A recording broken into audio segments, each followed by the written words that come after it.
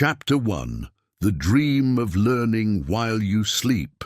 Have you ever seen an advertisement on the internet?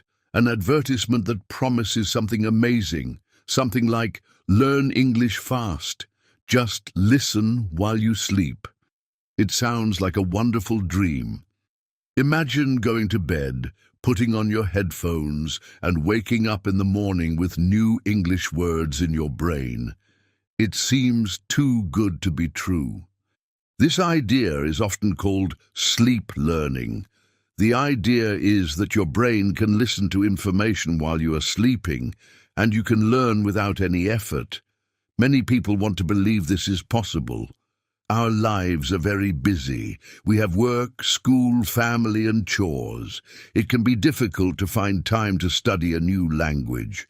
So the idea of learning while we sleep is very attractive. It feels like a magic shortcut.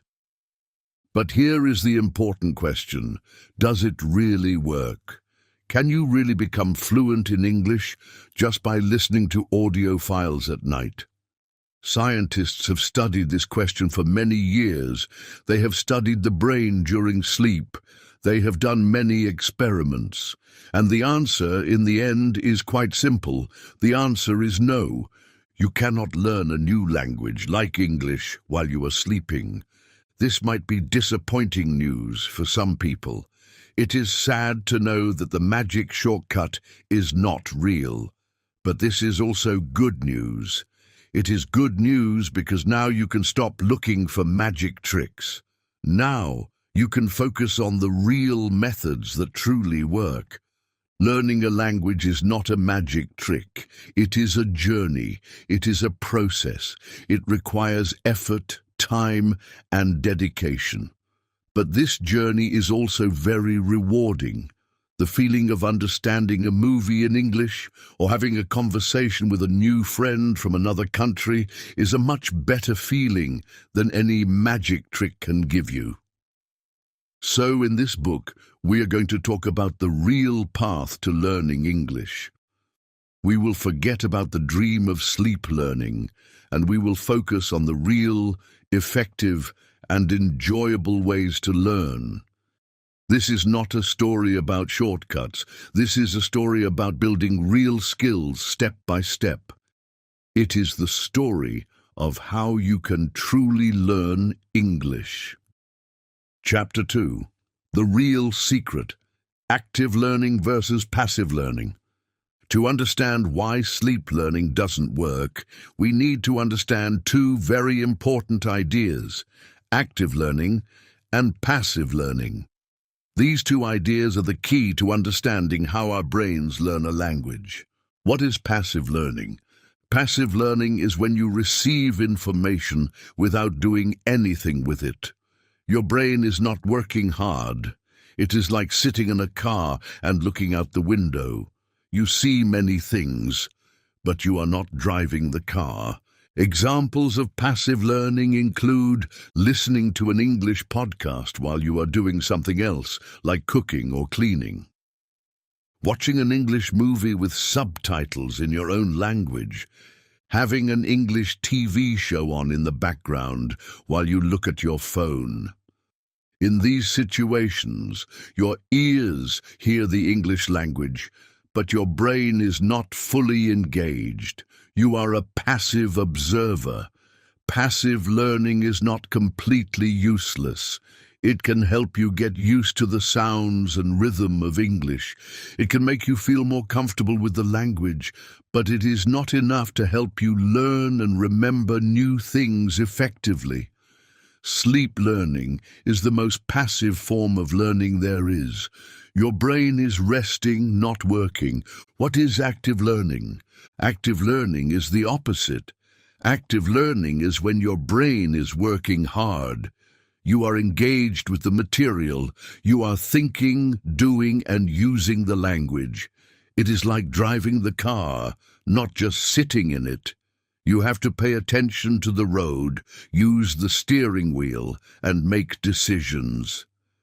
Examples of active learning include listening to an English podcast and trying to write down the main ideas, watching an English movie with English subtitles and pausing to look up new words, speaking English with a language partner, writing a short paragraph in your English journal, doing a grammar exercise or a vocabulary quiz.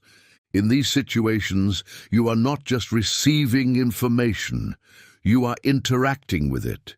You are using your brain to understand, remember, and produce the language. Why is active learning so important? Active learning is the real secret to making progress in English.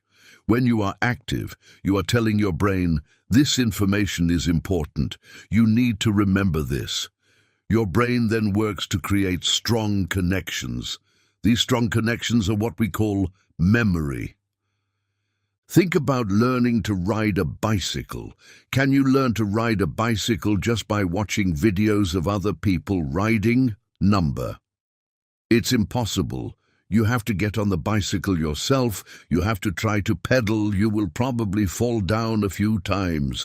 But every time you try, every time you practice, your brain and your body learn. You are learning actively. Learning English is the same. You cannot become fluent just by passively listening. You must actively participate in the process. You must try to speak, even if you make mistakes. You must try to write, even if your sentences are not perfect. You must try to understand, even if it is difficult. The rest of this book will focus on active learning methods. We will give you many simple and practical ways to engage with the English language every day. Remember, the goal is not to find the easiest way to learn. The goal is to find the most effective way to learn, and the most effective way is always active. Chapter 3. Building your listening skills. Actively. We know that listening is the foundation of language learning. But just hearing English is not enough. We need to practice active listening. Active listening means you are paying full attention and trying to understand the message. Let's explore some active listening techniques that you can start using today.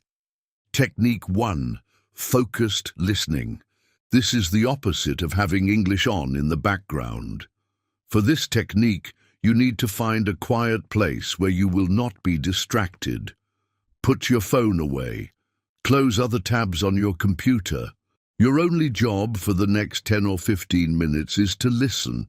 Choose a short audio clip. It can be from a podcast for English learners, a short news story, or even a scene from a TV show. The audio should be at your level or just a little bit difficult. First, listening. Listen to the entire audio clip one time. Don't stop. Just try to understand the general topic or the main idea. What is it about? Who is speaking? What is the mood? Second, listening. Listen again. This time you can pause the audio. Try to understand more details. If there is a word you don't know, but you think it is important, write it down. Third, listening. Listen one more time. Now that you know the main idea and some of the details, see how much more you can understand. You will be surprised. This focus practice trains your brain to pay attention and to find meaning, even when you don't understand every word. Technique 2. Listening with a purpose. Another way to be an active listener is to give yourself a task to do while you listen. This gives you a reason to listen carefully. Here are some simple tasks you can do. Listen for specific information. Before you listen, ask yourself a question. For example, if you are listening to a weather report, your question could be, what will the temperature be tomorrow? Then, you listen carefully just for the answer to that question. Listen and write down keywords. Listen to a short audio clip and write down the 5 most important words you hear. This forces you to identify the key vocabulary. Listen and summarize. After you listen to a story or a short talk, try to say or write a 1-sentence summary. For example, This audio was about a man who wants to buy a new car. When you listen with a purpose, you are not just a passive receiver of sound. You are an active searcher for information. Technique 3. Using transcripts. A transcript is the written text of an audio recording. Many podcasts and videos for English learners provide a transcript. This is an incredibly powerful tool for active listening. Here is a great method to use with transcripts. Listen first without the text. Try to understand as much as you can. Listen again while reading the transcript. This is where you connect the sounds you hear with the words you see. You can see the spelling of new words and how sentences are formed. Read the transcript out loud. Now you can practice your own pronunciation. Try to copy the intonation and rhythm of the native speaker. Listen one last time without the text. You will be amazed at how much clearer the audio sounds now. This process turns a simple listening exercise into a powerful lesson that includes reading and speaking practice as well. Remember, active listening is a skill. It requires more effort than passive listening, but the results are much, much better. By practicing these techniques, you're not just hearing English, you are truly learning to understand it. This is a real step on your journey to fluency. Chapter 4. Building your speaking skills. Actively. Speaking is often the biggest fear for English learners, but it is also one of the most important skills. You can learn to speak English even if you don't live in an English-speaking country, and even if you don't have a teacher. The key, once again, is active practice. Let's look at some simple but powerful ways to actively practice your speaking. Technique 1. The power of speaking aloud. The first step to becoming a better speaker is to get comfortable with the sound of your own voice speaking English. The best way to do this is to speak out loud, even when you are alone. Read out loud. When you are doing reading practice, don't just read silently in your head. Read the text out loud. This does two things. First, it practices your pronunciation. Your mouth and tongue are muscles, and they need exercise to make the new sounds of English. Second, it helps you remember the words and sentences better because you are both seeing them and hearing them. Repeat what you hear. When you are watching a movie or listening to a podcast and you hear a short, interesting sentence, pause the audio and repeat the sentence out loud. Try to copy the speaker's pronunciation and intonation exactly. This is a simple but very effective way to improve your accent and sound more natural. Technique 2. Narrate your life. We talked about this technique before, but it is so good that we should talk about it again. Narrating your life means describing what you are doing, seeing or thinking out loud in English. This is active speaking practice at its best. You are not repeating sentences from a book. You are creating your own sentences about your own life. This forces your brain to actively search for words and build sentences. In the morning, okay, it's time to get up. I'm walking to the kitchen now. I'm going to make some coffee. I need a cup and some water. At the supermarket, I am in the supermarket. I need to buy some vegetables. I see the carrots. I am putting some carrots in my basket. Now I need some milk. In the evening, I am tired. I am sitting on the sofa. I am going to watch a TV show now. This show is very funny. It might feel strange at first, but this is one of the most powerful ways to start thinking in English and to make your speaking more automatic. Technique 3. Answer questions out loud. Another great way to practice speaking by yourself is to find questions and answer them out loud. You can find lists of simple conversation questions online. Search for basic English conversation questions. You will find questions like, What is your favorite color? What did you do last weekend? What are your hobbies? Read the question and then try to answer it out loud in a full sentence. Question: what is your favorite food?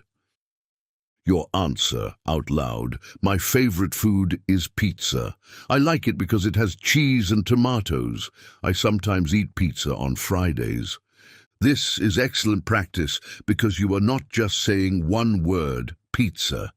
You are practicing forming complete sentences and giving reasons or extra details, just like in a real conversation. Technique 4. Use a voice recorder. Your smartphone has a voice recorder app. This is a very useful tool. You can record yourself doing any of the speaking exercises above. After you record yourself, listen back. How is your pronunciation? Are you speaking clearly? Are you making any common grammar mistakes? Listening to yourself can be a little strange at first, but it is the best way to find your own weaknesses and work on improving them. You become your own teacher. Speaking English is a physical skill. You have to practice it to get better. Don't wait for the perfect moment to start speaking. The perfect moment is now. Start with these simple, active exercises, and you will build the confidence you need to have real conversations. Chapter 5. Building your reading skills actively. Reading is a wonderful way to learn English. It is quiet, you can do it anywhere, and you can go at your own pace. But to get the most benefit from reading, you need to be an active reader. An active reader doesn't just let their eyes move over the words. An active reader thinks about what they are reading. Let's explore some simple techniques to become a more active and effective reader. Technique 1. Before you read, predict. Before you even start reading an article or a story, take 30 seconds to look at it and make some predictions. Look at the title. What do you think the text will be about? For example, if the title is A Day at the Beach, you can predict that the story will talk about the sun, the ocean, and swimming. Look at any pictures. Pictures give you big clues about the story. Read the first sentence. The first sentence of a paragraph often tells you the main idea. When you make predictions, you are activating your brain. You are getting it ready to understand the text. This simple step makes a big difference. Technique 2. While you read, interact with the text. Don't just be a passive consumer of words. Interact with what you are reading. Highlight or underline, use a pen or a highlighter to mark important things. You can highlight new vocabulary words that you don't know, interesting phrases or expressions that you like, the main idea of each paragraph. Write notes in the margin. If you are reading your own book, you can write small notes in the margin. You can write a question, a thought, or a summary of a paragraph. For example, next to a difficult paragraph, you could write, "This part is about his childhood." This helps you to check your understanding as you go. Technique 3. After you read, summarize and retell. What you do after you finish reading is very important for your memory. Summarize. Close the book or turn off the screen. Now try to summarize what you just read. You can do this in 2 ways. Write a summary. Write a few sentences in your notebook that explain the main points of the text. Say a summary. Speak the summary out loud. You can pretend you're telling a friend about the story you just read. For example, I just read a story about a man named Leo. On Saturday, he went to the park and met his friend. On Sunday, he cleaned his apartment. Retell the story. This is a more advanced version of summarizing. Try to retell the whole story in your own words. Don't worry about using the exact same words as the text. The goal is to use the ideas and the vocabulary you remember to create your own version of the story. This is fantastic practice for both your memory and your speaking skills. Technique 4, the just read method. Sometimes it is also important to just read for pleasure. This is called extensive reading. For this method, you choose a book that is very easy for you. You should understand almost all the words. When you do extensive reading, you don't stop to look up words. You don't take notes. You just read. You read for fun, like you would in your own language. This method is very good for building your reading speed and your confidence. It helps your brain to get used to processing English quickly and automatically. It reminds you that reading in English can be a relaxing and enjoyable activity. A good learning plan should include both active reading, with a difficult text, and extensive reading, with an easy, enjoyable text. By combining these methods, you will become a strong and confident reader in English. Chapter 6. Building your writing skills. Actively. Writing is a skill that many English learners avoid. They think it is too difficult, or they worry too much about making spelling and grammar mistakes. But just like speaking, writing is an active skill that helps you improve in many ways. When you write, you have to slow down, choose your words carefully, and think about sentence structure. This process strengthens your knowledge of English. You don't need to write a perfect essay to practice your writing. You can start with very simple, short, and practical exercises. Technique 1, the daily sentence. This is the easiest way to start a writing habit. The goal is to write just one sentence in English every day. That's it. One sentence. What can you write about? You can write about anything. You can write about something you did. Today I ate a delicious apple. You can write about how you feel. I feel very happy today because it is sunny. You can write about a new word you learned.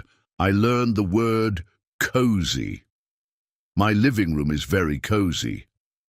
The power of this technique is in its consistency. If you write one sentence every day, by the end of the year, you will have written 365 sentences. You will have built a strong habit, and you will no longer be afraid of writing in English. Technique 2, the private journal. A journal is your secret private space to practice writing.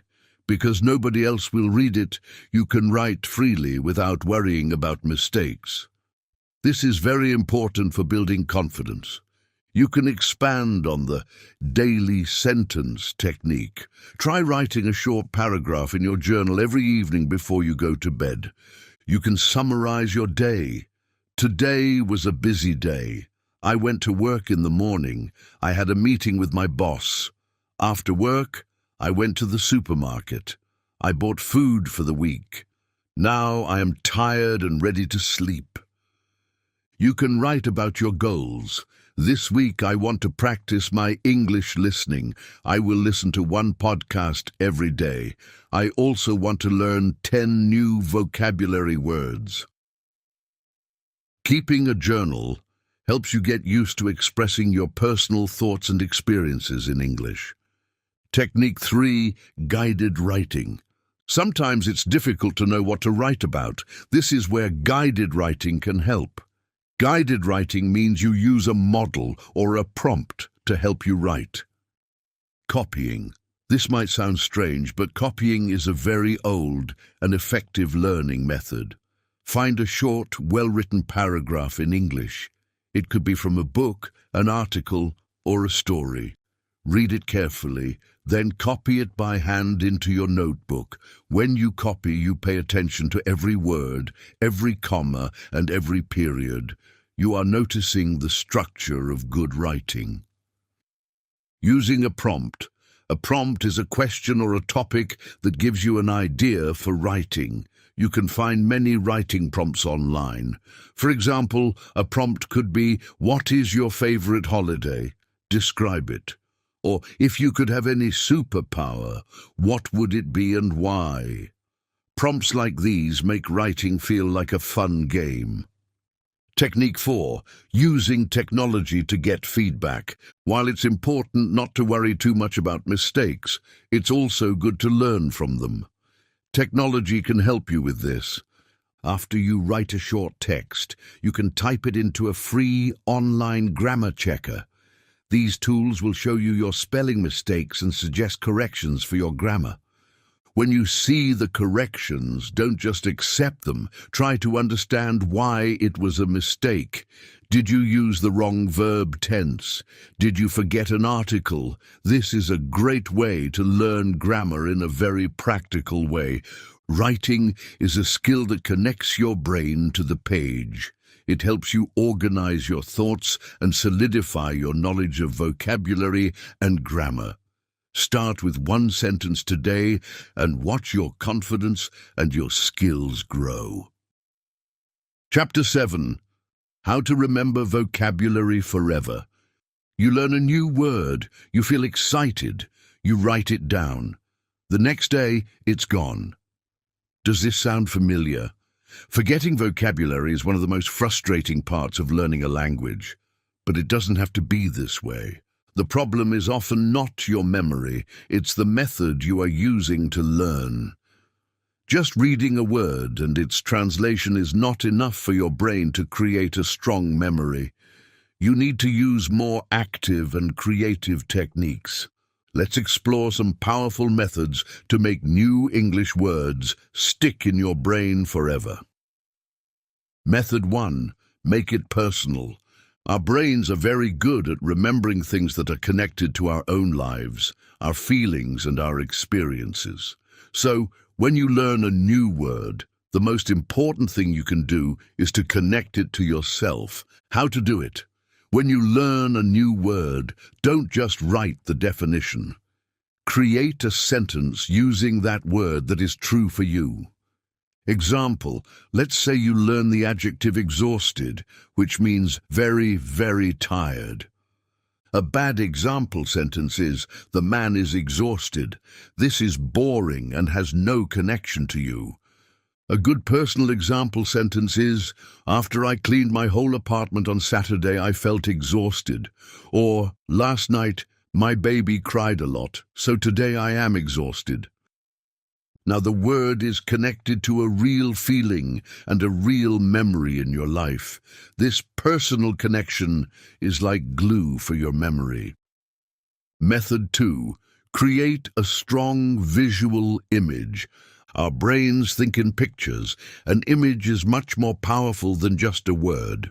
When you learn a new word, close your eyes for 10 seconds and create a mental movie for it. Make the image strange, funny, or full of emotion. Strong images are easier to remember. Example, let's say you learn the verb to shiver, which means to shake slightly because you are cold or scared. Your mental movie. Imagine you are standing outside in the winter.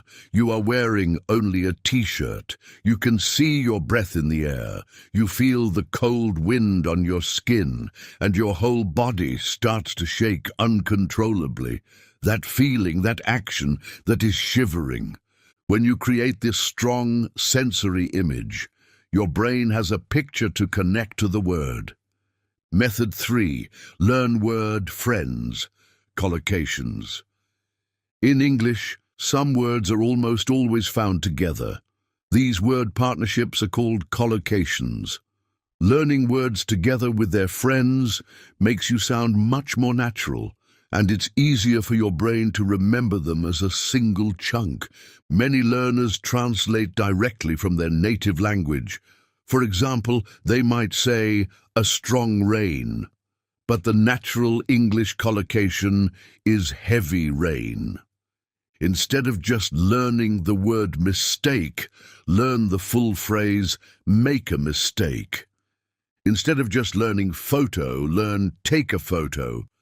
Instead of just learning attention, learn pay attention. When you see a new word, ask yourself, what other words are often used with it? You can search online for your new word plus collocation to find its friends. Method 4. Use spaced repetition. Learning a word once is not enough. To move a word from your short-term memory to your long-term memory, you need to review it multiple times with breaks in between. This is called spaced repetition. The schedule. A good review schedule is Review 1, 10 minutes after you first learn the word. Review 2, 1 day later. Review 3, 3 days later. Review 4, 1 week later. Review 5, 1 month later. This system feels like magic, but it's based on science. It tells your brain that this information is important and should be saved. You can use flashcard apps, like Anki, that use this system automatically, or you can do it yourself with a notebook. Method 5. Use the word actively. The final and most important step is to use the new word. You have to take it out of your notebook and use it in a real way. The 24-hour challenge. When you learn a new word, give yourself a challenge. You must try to use that word in the next 24 hours. You can use it when you are speaking to yourself. You can use it in your daily journal. You can use it in a comment you write on YouTube. The act of retrieving the word from your memory and using it to communicate is the final step that locks it into your brain. By using these active methods, you can stop the frustrating cycle of learning and forgetting. You can start building a rich and permanent English vocabulary. Chapter 8. The importance of a routine. We have talked about many different methods for practicing English. But how do you make sure you actually do them? The answer is simple but very powerful. You need a routine. A routine is a plan that you follow every day or every week. It is a habit. When you have a routine, you don't need to use your motivation or willpower every day. Motivation is a feeling, and feelings can change. Some days you feel motivated, some days you don't. But a routine is an action. It is something you do, even when you don't feel like it. Building a good learning routine is maybe the most important step to becoming a successful language learner. 1. Why routines are powerful. They save mental energy. When you have a routine, you don't have to make a decision every day about what to study or when to study. The decision is already made. This saves your mental energy for the most important thing, learning. They build momentum. When you do something every day, even for a short time, you build momentum. It's like pushing a big ball. At first, it's hard to get it moving, but once it's rolling, it's much easier to keep it going. A daily learning habit builds momentum and makes it easier to continue. They create results. Small, consistent actions lead to big results over time. Studying for 15 minutes every day is almost 2 hours of study per week. That is over 100 hours of study in a year. These small daily efforts add up to amazing progress. 2. How to create your routine. Creating a routine is a personal process. You need to find what works for you, your life, and your schedule. Step 1. Find your time. Look at your daily schedule. When do you have a small amount of free time? It could be 15 minutes in the morning, 20 minutes during your lunch break, or 30 minutes in the evening. Find a time that is usually free and quiet. This will be your English time. Step 2. Start small. This is very important. Do not try to create a routine that is too ambitious. Do not say, I will study for 3 hours every day. This is very difficult to maintain. It is much better to start with a small, realistic goal, like, I will study for 15 minutes every day. You can always do more if you feel good, but the goal is the minimum you must do. Step 3. Use habit stacking. A great way to build a new habit is to connect it to an old habit that you already do every day. This is called habit stacking. Example, after I drink my morning coffee, I will do my English practice. Example, when I get on the bus to go to work, I will listen to an English podcast. Example, before I go to sleep, after I brush my teeth, I will write one sentence in my English journal. When you connect your new English habit to an existing habit, it is much easier to remember and to do automatically. 3. An example of a simple weekly routine. Here is an example of what a simple, balanced routine could look like. Monday, listening. Listen to one English song and read the lyrics. 15 minutes. Tuesday, reading. Read 2 pages of a graded reader. 15 minutes. Wednesday, speaking. Narrate your evening activities out loud. 10 minutes. Thursday, vocabulary. Review your flashcards. 10 minutes. Friday, writing. Write a short paragraph in your journal about your week. 15 minutes. Saturday, fun. Watch a movie or TV show in English. No pressure, just enjoy. Sunday, review, rest. Briefly review your notes from the week or just take a day off to rest. This is just an example. You can create your own routine based on your goals and interests. 4.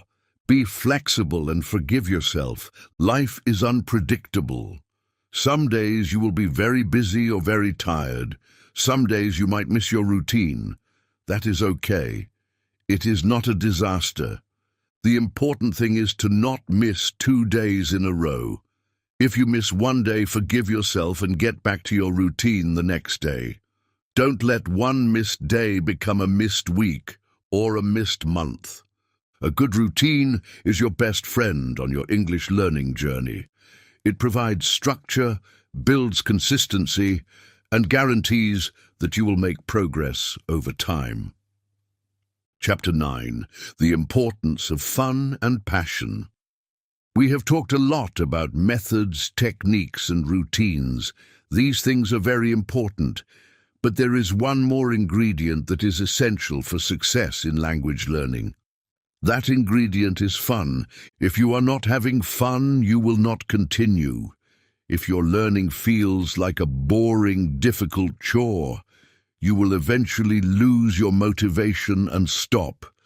The most successful language learners are the ones who find a way to make the process enjoyable. They connect English with their passions. What is a passion? A passion is something you love to do. It is an activity that makes you feel happy, interested, and energetic. It is something you do not because you have to, but because you want to. What are your passions? Maybe you love music. Maybe you love movies or TV shows. Maybe you love video games. Maybe you love cooking. Maybe you love sports. Maybe you love fashion, history, science, or animals. Whatever your passion is, you can use it to learn English. When you combine English with something you already love, it doesn't feel like studying anymore. It just feels like enjoying your hobby. How to connect English with your passions. Let's look at some examples. If you love movies, start watching your favorite movies again, but this time in English. You already know the story, so it will be easier to understand. Pay attention to your favorite lines. How do the actors say them in English? If you love video games, change the language setting of your favorite game to English. You will learn a lot of practical vocabulary related to actions, items, and instructions. You will be so focused on playing the game that you will learn new words without even trying. If you love cooking, find a simple recipe blog or a YouTube channel in English. Try to follow a recipe and cook a meal. You will learn vocabulary for food, ingredients, and kitchen actions. And at the end, you get to eat a delicious meal. If you love sports, read news articles about your favorite team in English, watch interviews with your favorite athletes, listen to a sports podcast in English. You will be so motivated to understand the information that you will learn very quickly. If you love music, we talked about this before, but it is so important. Find the lyrics to your favorite English songs, read them, translate them, and sing them. This is one of the best ways to improve your pronunciation and learn natural phrases. Why does this work so well? When you are doing something you love, your brain is happy. It is relaxed and open to new information. You are not stressed or bored. You are engaged. This emotional connection makes learning much more effective. You are also learning English that is relevant to you. If you learn vocabulary about football because you love football, you will remember those words because you will see and hear them often. You will have opportunities to use them when you talk to other fans. So, take a moment to think about your passions. How can you bring more English into those activities? Your English learning journey should not be a series of boring tasks. It should be an adventure. It should be a way to explore your interests more deeply. When you find the fun in learning, you find the secret to long-term motivation and success. Make English your hobby, not just your subject. Chapter 10. Your Journey, Your Success. We have reached the end of our reading journey for today. We have talked about many things. We started with the dream of learning while you sleep. And we learned that the real path to success is through active, consistent, and enjoyable practice. Let's take a moment to review the most important ideas we have discussed. 1. There are no magic shortcuts. The first and most important lesson is that there are no magic tricks to learning a language.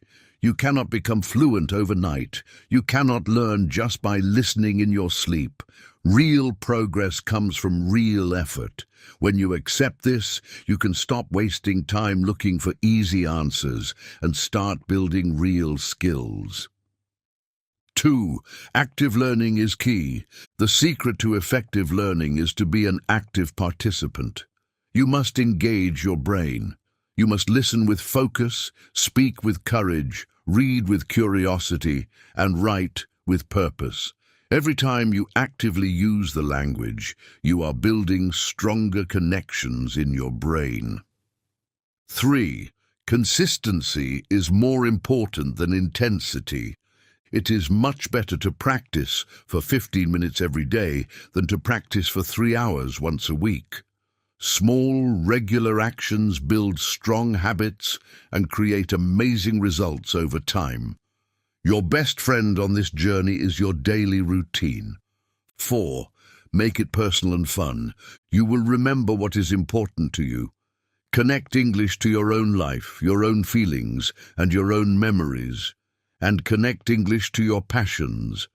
When you are having fun, your brain is open to learning and you will never lose your motivation. 5. Be patient and kind to yourself. Learning a language is a long journey.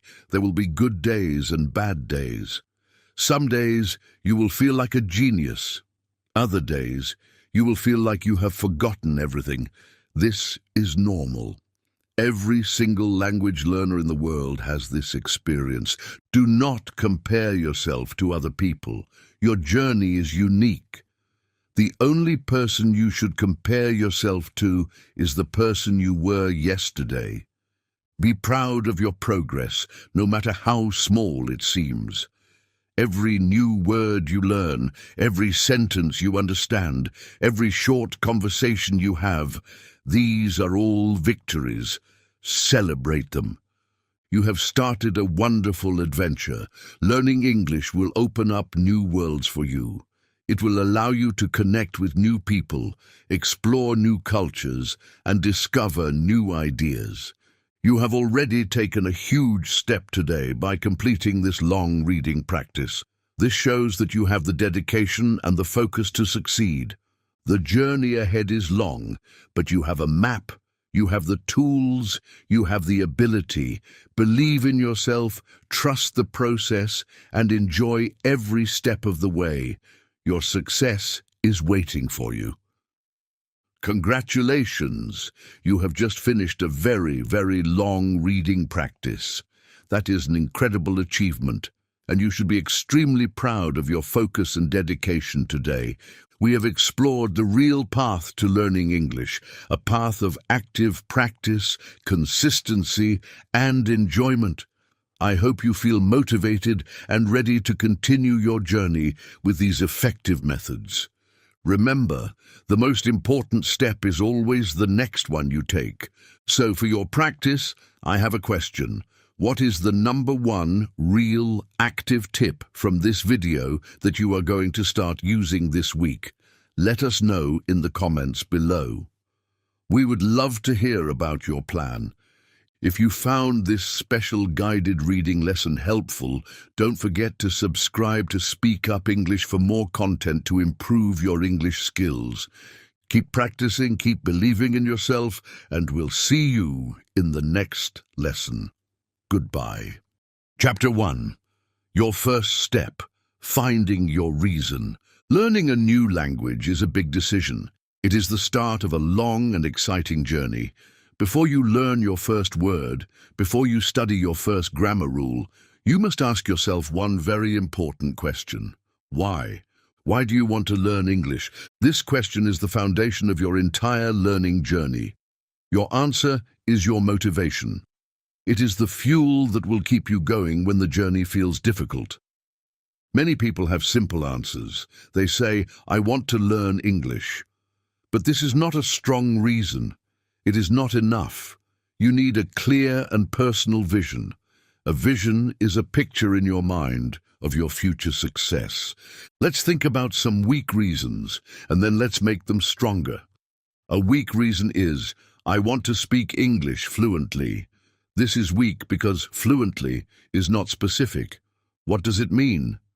A stronger reason, a real vision, could be, I want to have a 15-minute conversation in English with my friend from London without feeling nervous. I want to understand his jokes and tell him about my day. Do you see the difference? The second reason is personal and specific.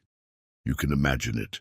You can feel it. Another weak reason is, I want to travel. This is a good start, but we can make it better. A stronger vision could be, I want to travel to New York City. I want to confidently order food in a restaurant, ask for directions on the street, and have a simple conversation with the people I meet. I want to feel independent and not scared. One more weak reason, I need English for my job.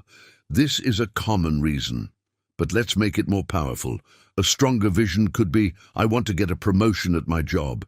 To do this, I need to be able to write professional emails to my international clients and participate in meetings in English. I want to feel confident and professional. Take some time today to think about your why. What is your personal, specific vision for learning English? Is it to connect with a family member who lives abroad? Is it to understand the lyrics of your favorite songs? Is it to study at a university in another country? Your reason must be important to you. It must be meaningful. When you have a clear vision, something amazing happens. Studying English is no longer something you have to do. It becomes something you want to do. You are not just learning a language. You are working towards your dream. Write down your vision. Put it somewhere you can see it every day, like on your desk or on the wall in your room. When you feel tired or unmotivated, you can look at your vision. You can remember why you started. This clear reason will be your guide and your greatest strength on the journey ahead. Chapter 2. Setting your goals. Creating a map. Now that you have your big vision, your why, it is time for the next step. We need to turn that big dream into a practical plan.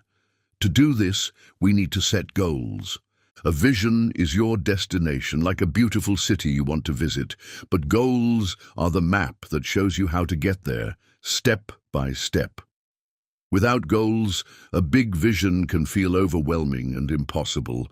But with clear goals, the journey becomes manageable. There is a famous method for setting goals called the SMART method. SMART is an acronym. It stands for specific, measurable, attainable, relevant, time-bound. Let's look at each part. Specific, your goal should be very clear. I want to learn more vocabulary is not specific. A specific goal is, I want to learn 50 new words related to food and cooking. Measurable. You need to be able to measure your progress. How do you know if you have achieved your goal? I want to be better at listening is not measurable. A measurable goal is, I want to be able to understand 80% of a 5-minute podcast for English learners. Attainable. Your goal should be realistic. It should be possible for you to achieve. If you work 12 hours a day, a goal to study English for 3 hours every day is probably not attainable. It is better to set a smaller goal that you can actually achieve. An attainable goal could be, I will study for 20 minutes every day. Relevant. Your goal should be important for your big vision. If your main reason for learning English is to travel, then a relevant goal would be, I want to learn how to ask for directions and order food. A less relevant goal would be, I want to learn how to write a business report. Your goals should directly help you reach your dream. Time-bound, your goal needs a deadline. A deadline is a specific time or date. Without a deadline, it is easy to say, I will do it tomorrow. A time-bound goal is, in 3 months, I want to be able to have a simple 5-minute conversation with a language partner. Let's look at some examples of weak goals and how to make them SMART goals. Weak goal. I want to learn English. SMART goal. In 6 months, I want to pass the A2 level English exam so I can apply for the new job at my company. Weak goal. I want to improve my speaking. SMART goal. By the end of this month, I will practice speaking for 10 minutes every day by narrating my actions. I will record myself once a week to check my progress. When you set your goals, it is a good idea to have both long-term goals and short-term goals. A long-term goal is your big objective for the future. For example, in 1 year, I want to be able to watch a full movie in English with English subtitles and understand the main story. A short-term goal is a smaller step that helps you reach your long-term goal. For example, this week, I will watch one 10-minute cartoon in English with English subtitles. Creating clear goals is like creating a map for your English journey. You know where you're going, and you know the steps you need to take to get there. This gives you clarity, focus, and a great sense of control over your own learning. Chapter 3. Finding your balance. The 4 core skills. A language is like a table with 4 legs. The 4 legs are the 4 core skills: listening, speaking, reading, and writing. If a table only has 1 or 2 strong legs, it is not stable. It will fall over. To be strong and balanced in English, you need to practice all 4 skills. They are all connected and they all help each other. Let's think about how these skills are connected. To have a good conversation, you need to be good at speaking, but you also need to be good at listening. If you cannot understand what the other person is saying, you cannot give a good reply. So, speaking and listening work together like a team. To be a good writer, you need to be a good reader. When you read, you see how good writers build sentences and organize their ideas. You learn new vocabulary and see correct grammar. All of this helps you to improve your own writing. So reading and writing are also a team, and all 4 skills are connected. For example, when you read a new word in a book, you are practicing your reading. If you write that word in your notebook, you are practicing writing. If you say the word out loud, you are practicing speaking. And if you hear that word later in a podcast, you are practicing listening. One word can help you practice all 4 skills. Why is balance important? Many English learners make the mistake of only focusing on one or two skills. Some learners only watch movies and listen to music. Their listening skills become very good, but they are too shy to speak. Some learners only use language apps to learn vocabulary. They know many words, but they cannot understand a real conversation. Some learners only study grammar books. They know all the rules, but they cannot use them in a natural way when they speak. The best way to learn English is to create a study plan that includes a little bit of practice for all four skills. This is what we call a balanced plan. How to create a balanced plan. You don't need to practice all four skills every single day. You can focus on different skills on different days of the week. Here is an example of a simple, balanced weekly plan. Monday and Wednesday, input days. Focus on receiving information. You can practice listening with a podcast or a song, and reading with a short story or an article. Tuesday and Thursday, output days. Focus on producing the language. You can practice speaking by talking to yourself or a language partner, and writing by writing in your journal or sending a message to a friend. Friday, review day. Focus on vocabulary and grammar. You can review your notes from the week, use flashcards, or do some online quizzes. The weekend, fun day. Do something you enjoy in English. Watch a movie, play a video game, or read a comic book. This helps you to relax and connect English with positive feelings. Of course, your personal goals will influence your plan.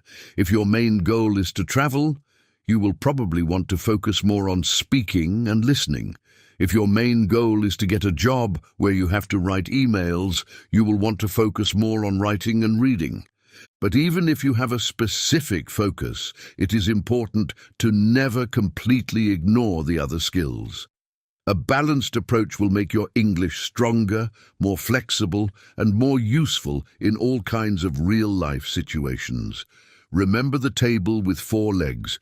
Keep all 4 legs strong, and your English will be stable and ready for anything. Chapter 4. Using the right materials. Your tools for success. Imagine you want to build a house. You need tools. If you only have a small hammer, you cannot build a big, strong house. To learn English, you also need tools. Your tools are your learning materials. The books you read, the videos you watch, and the podcasts you listen to. Choosing the right materials is one of the most important decisions you will make on your learning journey. The right materials can make learning feel fun, motivating, and effective. The wrong materials can make learning feel frustrating, boring, and impossible. So how do you choose the right tools for the job?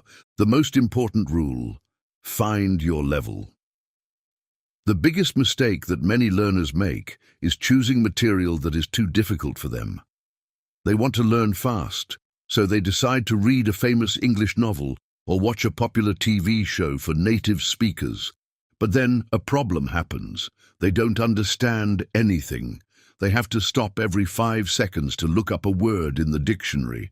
After a few minutes, they feel tired and stupid. They lose their motivation and they quit. This is why it is so important to find material that is at your level, or just a little bit challenging. The 95% rule. A good rule for choosing reading and listening material is the 95% rule. This means you should understand about 95% of the words.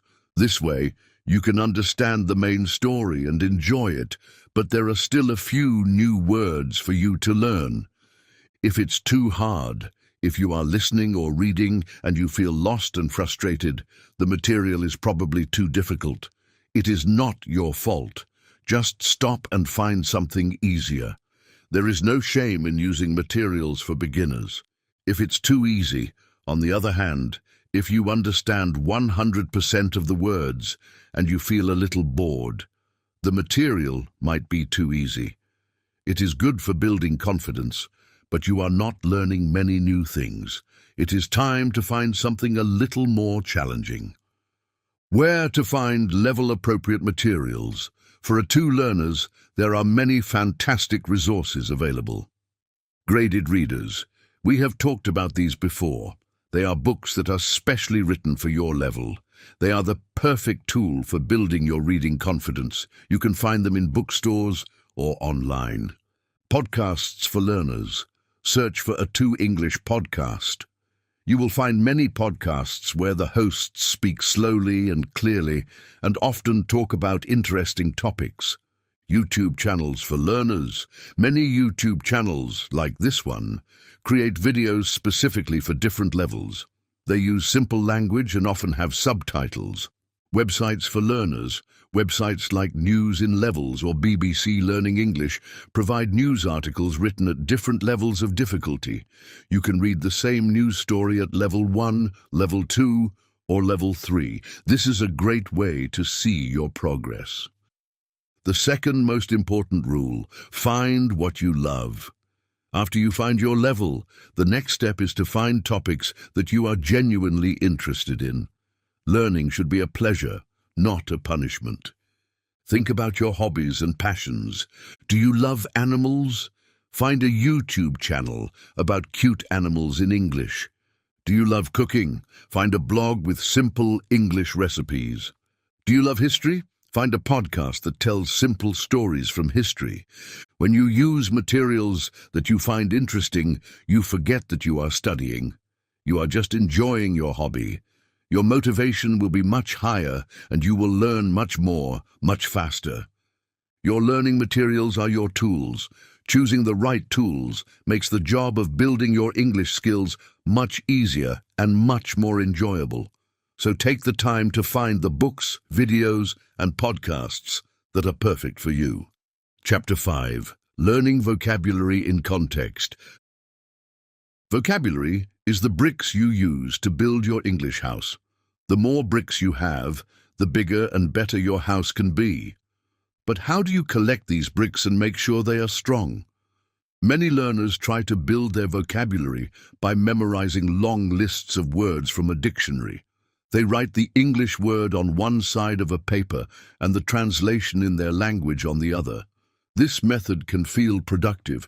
After an hour, you might have a list of 50 new words. But there is a problem with this method.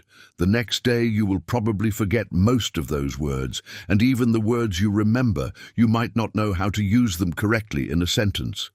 This is because words on a list are like bricks scattered on the ground. They are not connected to anything. They don't have a home. The best way to learn and remember new vocabulary is to learn it in context. Context is the situation or the sentence where a word appears. When you learn a word in context, you are not just learning the word itself. You are learning its meaning, its use, and its friends. How context helps you learn. Let's look at an example. Imagine you want to learn the word journey. Learning from a list, you write in your notebook, journey equals viage. Okay, you know the translation. But how do you use it? Is it a long trip or a short trip? Is it for fun or for work? You don't know. Learning from context. Now, imagine you read this sentence in a story. Learning a new language is like starting a long and exciting journey. Now you have much more information. You see that a journey is connected to words like long and exciting. You understand that it is not just a physical trip, but can also be a long process of learning or development. The sentence gives the word a home. It gives it meaning. Where to find words in context? The best places to find words in context are the places we have already talked about: reading. When you read stories, articles, or blogs, you are seeing thousands of words used naturally in sentences. Listening. When you listen to podcasts or watch movies, you are hearing words used in real conversations. A better way to use your notebook, so you should throw away your vocabulary notebook. No, your notebook is still a very important tool, but you should change the way you use it. When you find a new word that you want to learn, don't just write the word and its translation. Instead, write the entire sentence where you found it. Example, you are reading a story and you see the sentence, "The little boy was brave." In your notebook, you should write brave, adjective tenju valiente. Example sentence, "The little boy was very brave." When you review your notebook, you will not just see a random word. You will see the word in its natural environment. This will help your brain to remember not only the meaning of the word, but also how to use it correctly in a sentence. Think of learning vocabulary like making new friends. You don't get to know a person by just learning their name. You get to know them by spending time with them, by seeing them in different situations, and by learning who their other friends are. Treat new words in the same way. Don't just learn their names, learn their stories, learn them in context.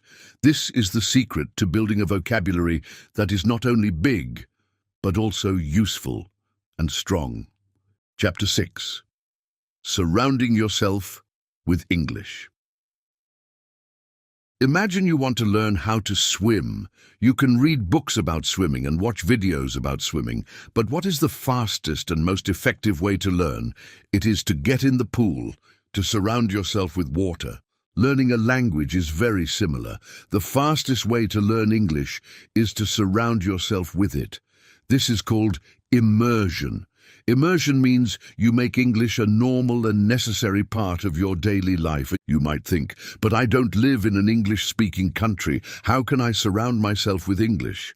The good news is that with today's technology, you can create an English world for yourself, right in your own home.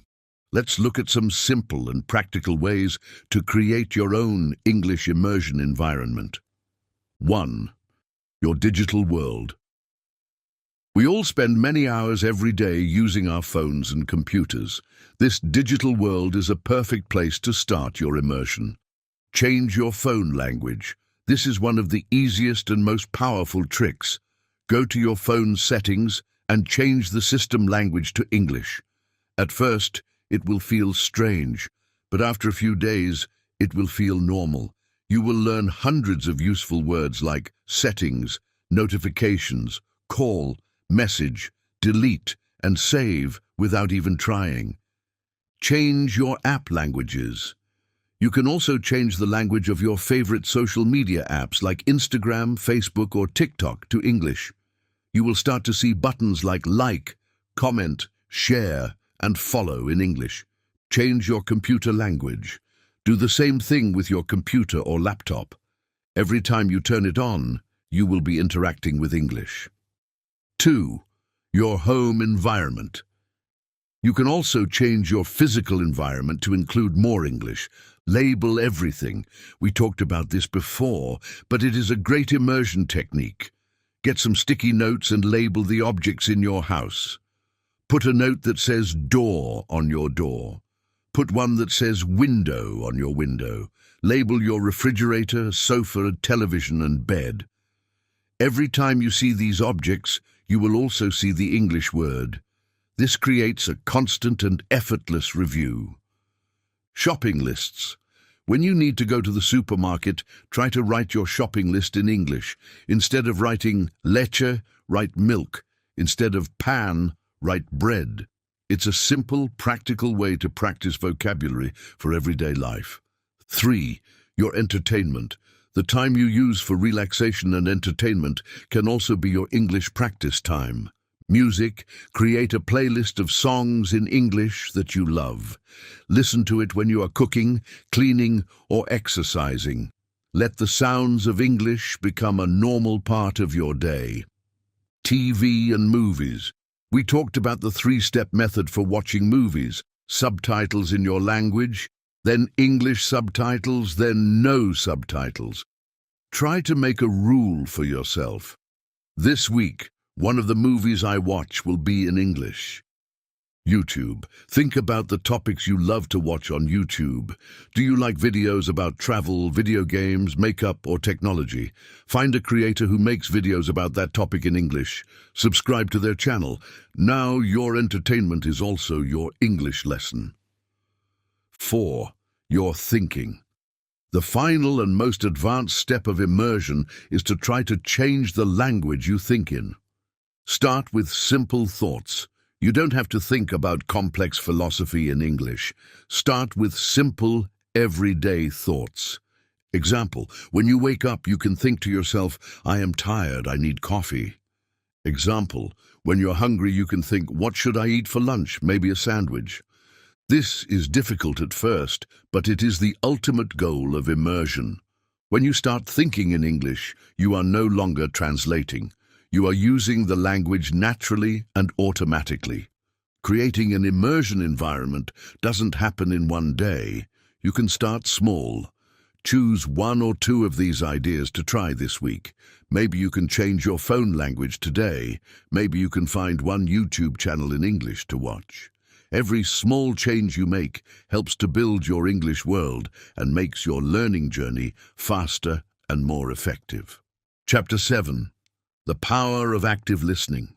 Listening is often called a passive skill, but the best learners know that this is not true. To really improve your comprehension, you need to be an active listener. Active listening is a skill that you can build with practice. It will help you understand conversations, movies, and podcasts much more easily. Let's explore some simple techniques to transform your listening from passive to active. 1. Listen without distractions. In our busy lives, we often do many things at the same time. This is called multitasking. We listen to a podcast while we cook dinner. We have a YouTube video on while we are checking our emails. This is passive listening. Your brain is not fully focused on the English sounds. To practice active listening, you need to do the opposite. Find a time and a place where you can listen without distractions. Create a quiet space. Sit in a comfortable chair. Put your phone on silent and place it face down so you cannot see the screen. Focus for a short time. You don't need to do this for an hour. Start with just 5 or 10 minutes of focused listening. Choose your audio. Pick a short audio clip that is at your level. A podcast for A2 learners is a perfect choice. Just listen. For these few minutes, your only job is to listen. Close your eyes if it helps you to focus. Try to understand the main idea. Try to hear the individual words. Try to notice the music of the language, the intonation and rhythm. This focused practice is like a workout for your ears and your brain. It teaches your brain to pay close attention to English. 2. Listen with a pen and paper. Another way to make your listening active is to interact with the audio. Don't just let the sounds wash over you. Engage with them. Listen for keywords. Before you start listening, tell yourself, I'm going to write down the 5 most important words I hear. This gives you a mission. It forces you to listen for the words that carry the most meaning. Listen for a specific piece of information. Give yourself a question to answer. For example, if the podcast is about a trip to Paris, you can ask yourself, what places did the speaker visit? Then you listen carefully for the names of places like the Eiffel Tower or the Louvre Museum. Listen and write a summary. After you listen to the audio clip, pause it and try to write 1 or 2 sentences that summarize the main idea. This is a great way to check if you really understood the message. 3. Use the power of repetition. You do not have to understand everything the first time. Repetition is a key part of active listening. Listen multiple times. Listen to the same short audio clip 3 or 4 times. First time, just try to get the general topic. Second time, try to understand more details and write down any words you don't know. Third time, look up the new words and then listen again. You will be amazed at how much more you understand. 4. Combine listening with reading. As we discussed before, using a transcript is a super method because it combines listening and reading. Step 1. Listen to the audio without the text. Step 2. Listen to the audio while reading the text, the transcript.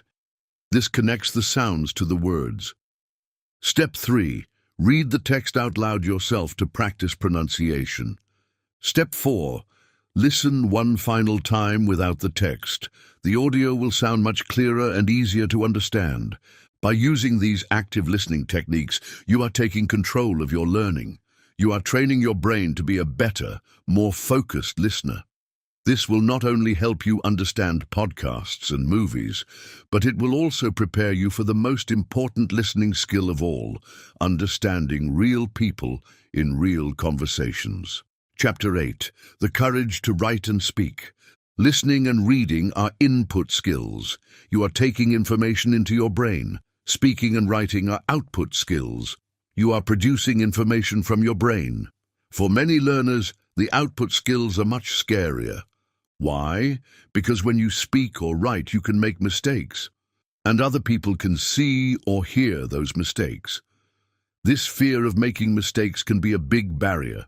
It can stop learners from practicing the most important skills. In this chapter, we will talk about how to find the courage to practice writing and speaking, and we will explore some simple, low-pressure ways to start. 1. Understanding mistakes. The first step is to change your mindset about mistakes. A mistake is not a sign of failure. A mistake is a sign that you are trying. Mistakes are necessary. It is impossible to learn a language without making mistakes. Impossible. Every fluent speaker you meet has made thousands of mistakes on their journey. Mistakes are your teachers. When you make a mistake and someone corrects you, or you correct yourself, you learn something new. The memory of the mistake can actually help you to remember the correct form better. Communication is the goal, not perfection. When you are speaking to someone, their main goal is to understand your message. They are not listening for your small grammar mistakes. If your message is clear, you have succeeded. So please, give yourself permission to be imperfect. Give yourself permission to make mistakes. This is the most important step to finding the courage to write and speak. 2. Simple ways to practice. Writing. You don't need to write a long essay to practice your writing. You can start with very small, simple, and safe exercises. The daily journal. We have talked about this before. A private journal is a safe space. No one will see it. You can write about your day, your feelings, or your thoughts. Start with just 1 or 2 sentences a day. The goal is to build the habit and the confidence. Write comments online. This is a great low-pressure way to practice real communication. When you watch a YouTube video you like, write a simple comment in English. Thank you for this video. It was very helpful. Or this story was very interesting. The community is often very supportive. The copywork method. This is a classic technique. Find a short paragraph of English that you like. It could be from a book or an article. Now copy it exactly into your notebook by hand. This is not a creative exercise, but it is very powerful. When you copy, you are paying attention to every detail, spelling, punctuation, and sentence structure. You are absorbing the patterns of good writing. 3. Simple ways to practice speaking. You don't need to have a long, complex conversation to practice speaking. Speak to yourself. This is the safest way to start. You can narrate your day, read a book out loud, or answer practice questions. The goal is to get your mouth used to making English sounds and your brain used to forming English sentences. Use a language partner for short, specific tasks. When you find a language partner online, you don't have to have a 1-hour conversation. You can start with something small. You can agree to exchange short voice messages every day. For example, you can send a 30-second voice message telling your partner about your day. They can do the same. This is much less scary than a live call. Prepare for conversations.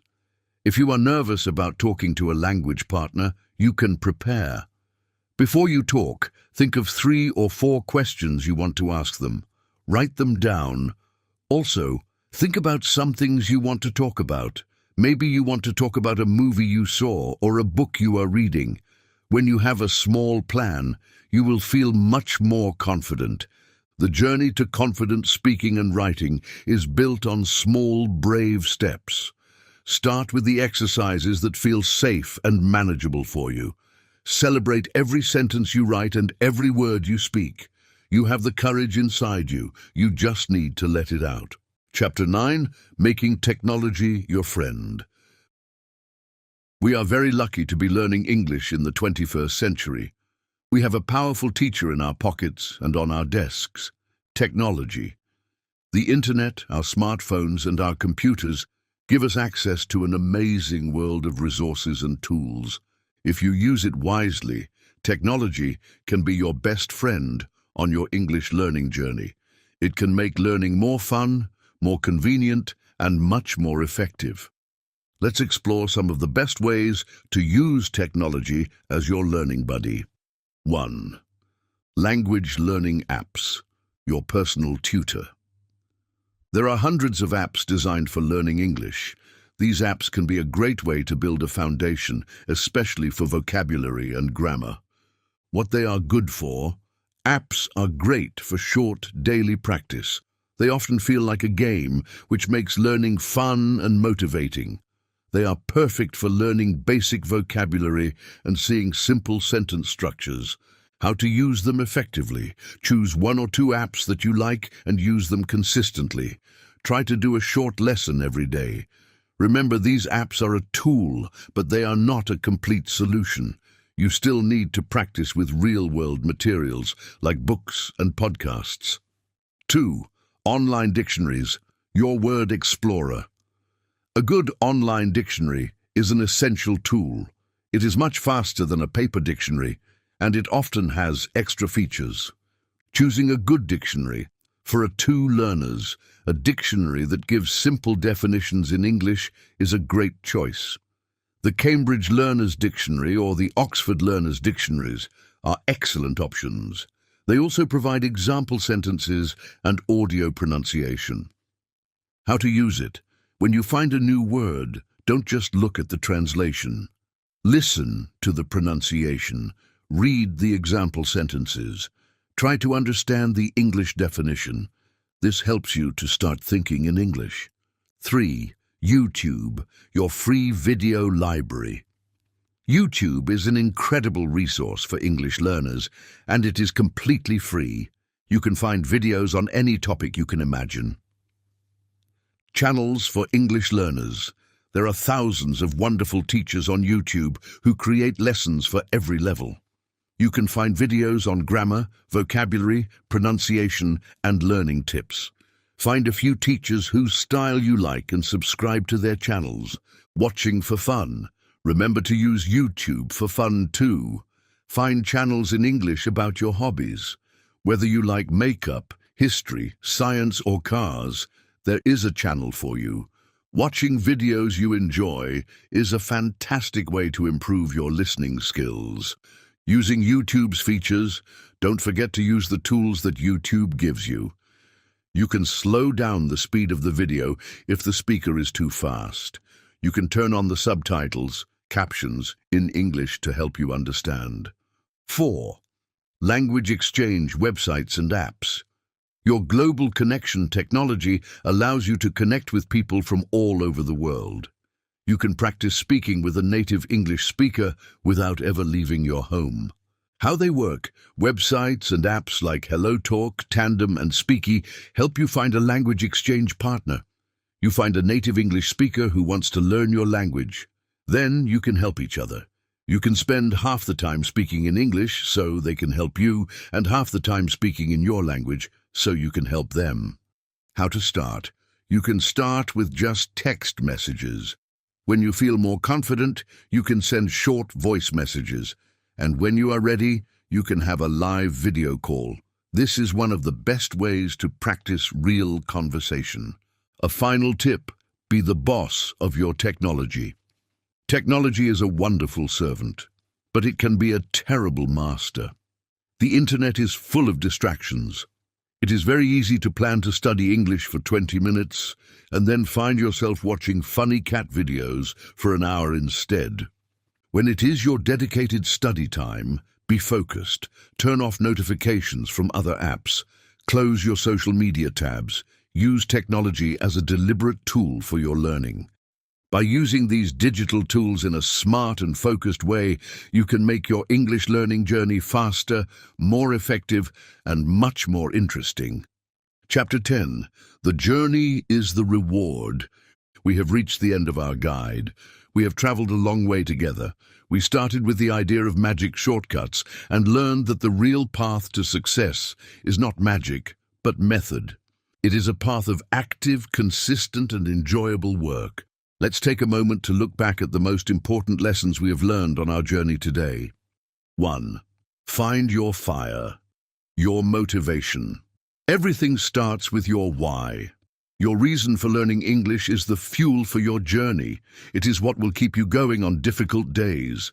Make your reason personal, specific, and emotional. Write it down and look at it often. 2. Be an active learner, not a passive observer. Your brain learns best when it is engaged. Don't just let English happen around you. Interact with it. Ask questions, take notes, summarize, speak, and write. Turn every learning opportunity into an active workout for your brain. 3. Small steps. Every day, lead to big results. Consistency is the secret ingredient to success. A small amount of focused practice every single day is much more powerful than a long study session once a week. Build a simple, realistic routine that you can stick to. 4. Make it fun. You will never continue doing something that you hate. Find a way to connect English with your passions and interests. Read about your hobbies. Listen to your favorite music. Watch movies you love. When learning is a joy, it never feels like work. 5. Be brave and make mistakes. Fear is the biggest enemy of a language learner. You must be brave enough to speak, even if you are not perfect. You must be brave enough to write, even if you make mistakes. Every mistake is a lesson. Every attempt is a victory. 6. Be patient and kind to yourself. Learning a language is a marathon, not a sprint. There will be good weeks and bad weeks. There will be moments of great progress and moments where you feel stuck on a plateau. This is the normal rhythm of learning. Do not compare your journey to anyone else's. Your path is your own. The only person you should compete with is the person you were yesterday. Celebrate your small successes. Be proud of how far you have come. Every word you know today is a word you did not know before. You have started one of the most rewarding adventures of your life. Learning English will open doors you cannot yet imagine. It will bring you new friends, new opportunities, and new ways of seeing the world. You have already shown your dedication by completing this long reading practice today. You have the focus and the determination to succeed. The journey ahead is long, but it is also beautiful. Trust the process, be consistent, and most importantly, enjoy every step of your wonderful adventure with the English language. Congratulations! You have just finished reading a very, very long text in English. That is an incredible achievement, and you should be extremely proud of your focus and dedication today. We have explored a complete, step-by-step guide to learning English. I hope you feel motivated and now have a clear plan for your own studies. Remember, the most important step is always the next one you take. So, for your practice today, I have a question. What is the #1 tip from this video that you are going to start using this week? Is it creating a routine, finding a language partner, or maybe labeling things in your house? Let us know in the comments below. If you found this special guided reading lesson helpful, don't forget to subscribe to Speak Up English for more content to improve your English skills. Keep practicing, keep believing in yourself, and we'll see you in the next lesson. Goodbye. We're going to talk about one of the most powerful tools for learning English, reading. This exercise will help you see how ideas are structured, learn new vocabulary in context, and practice processing information directly in English. Our topic is why reading is so important and how you can use it to improve your English every day. So get ready to focus and read along. Let's begin. Chapter 1. Why reading is your best friend. When you are learning a new language, there are many things to study. You have to learn grammar, practice listening, and be brave enough to speak. Sometimes it can feel difficult, but there is one activity that helps with all parts of your learning. That activity is reading. Reading in English is one of the most complete exercises you can do. It is like a full workout for your brain. When you read, you are practicing many skills at the same time. You are learning new words, seeing correct grammar, and understanding how sentences are built. For many people, reading in a new language seems like a difficult task at first. Maybe you have tried to read a book in English before and you felt frustrated. Maybe there were too many words you did not know. This is a normal feeling. Every language learner has this experience at the beginning. But with a little patience and with the right books, reading can become one of the most enjoyable and rewarding parts of your English journey. A rewarding activity is something that makes you feel good and proud of yourself after you do it. Being able to read a story or an article in another language is a wonderful achievement.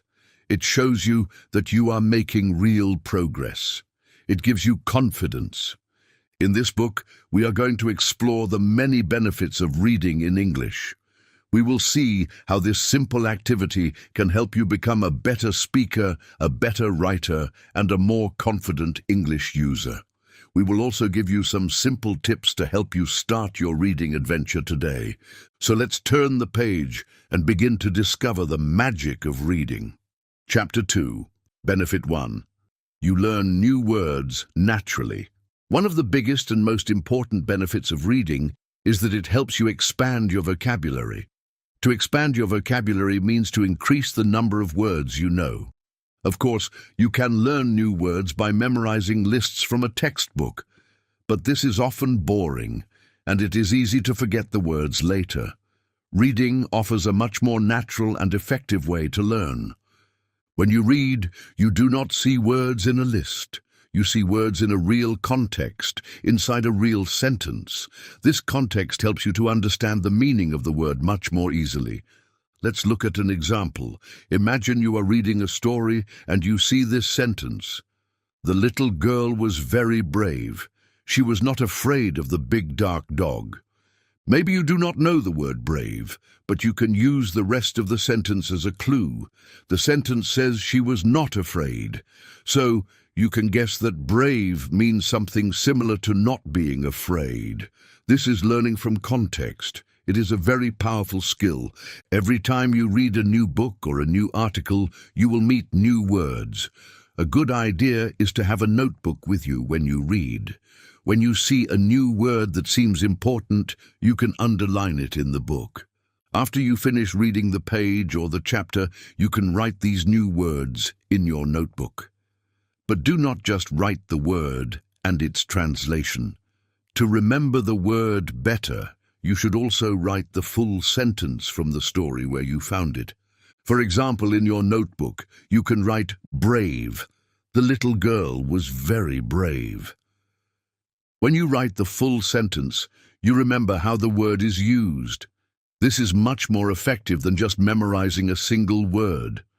Reading many different types of texts, like stories, news articles, and blogs, will introduce you to a wide variety of words.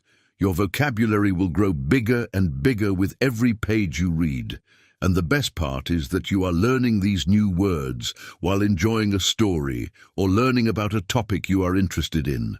This makes the process much more fun than just studying a list. Chapter 3. Benefit 2. Your grammar gets better automatically. Grammar can be one of the most difficult parts of learning a new language. There are so many rules to remember: verb tenses, prepositions, articles, and sentence structure. Studying grammar from a textbook can feel complicated and for many people very boring. But what if I told you there is a way to improve your grammar without studying grammar rules for hours? That way is reading. When you read a book written by a native speaker, you are seeing perfect examples of correct English grammar on every page. You are not reading a list of rules. You are seeing the rules in action. Think about how a child learns the grammar of their first language. A child does not study a grammar book. A child learns by listening to the people around them. After hearing thousands and thousands of correct sentences, the child's brain starts to understand the patterns of the language naturally. The child starts to know what sounds right. Reading works in a very similar way. When you read consistently in English, your brain does the same thing. It starts to absorb the patterns of the language. Let's look at an example. You might not know the rule for when to use do and when to use does in questions. But if you read many stories, you will see sentences like, "Do you like coffee? Do they live here? Does he play football? Does she work in an office?" After seeing these patterns many times, your brain will start to understand the rule automatically. We use does for he, she, and it. You learn this naturally just by reading. You don't have to memorize a chart. Reading helps you with many parts of grammar. Verb tenses. You will see how the past tense, present tense, and future tense are used in a story. Sentence structure. You will see how to build correct and interesting sentences.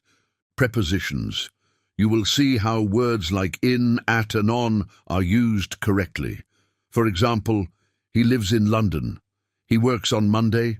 He wakes up at 7 a.m. The more you read, the more these correct patterns will become a part of your own thinking. When you speak or write, you will start to use the correct grammar more automatically because it will feel right to you. So, if you do not like studying grammar rules, the best solution is to read more. Reading is like having a private grammar teacher who shows you thousands of perfect examples. It is a natural and effective way to make grammar your friend, not your enemy. Chapter 4. Benefit 3. You become a better writer and speaker. Every English learner wants to speak more fluently and write more clearly. Reading is one of the best activities to help you achieve both of these goals. It might seem strange that a quiet activity like reading can help you with an active skill like speaking, but it is true. Let's see how reading helps your writing. When you read, you are not just learning new words and grammar. You are also learning how to build good sentences and paragraphs. You see how a professional writer or a good author organizes their ideas. You learn about sentence structure. You see how to use short sentences to create excitement and long sentences to give more details. You learn how to connect ideas using words like and, but, and because. You learn about paragraphs. You see how a paragraph usually has one main idea. You see how sentences in a paragraph connect to each other in a logical way. You learn about style. Different writers have different styles. Some write in a very simple and clear way. Others use more descriptive and poetic language. By reading different authors, you can find a style that you like and try to use some of their techniques in your own writing. When you have to write an email, a message, or a story in English, your brain will have many examples of good writing to use as a model. This makes the process much easier. Now let's see how reading helps your speaking. When you read, you are filling your brain with English words and phrases. Think of your brain like a library. Every time you read, you are putting more books, more words and sentences into your library. Then when you need to speak, your brain can go to this library and find the words and phrases it needs. The more you have read, the bigger your library is. This means you can find the right words more quickly when you are having a conversation. Example, maybe you want to say that something is very interesting. If you have only learned basic words, you might just say, "It is very interesting."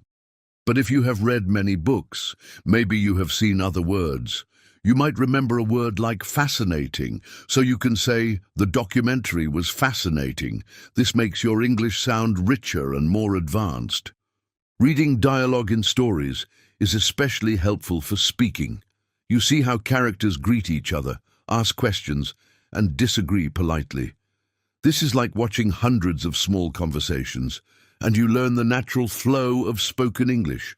So reading is not just a passive activity, it is an active way to build the foundation for your writing and speaking. Every page you read is an investment in your ability to communicate more effectively. Chapter 5, Benefit 4, Your listening and pronunciation improve.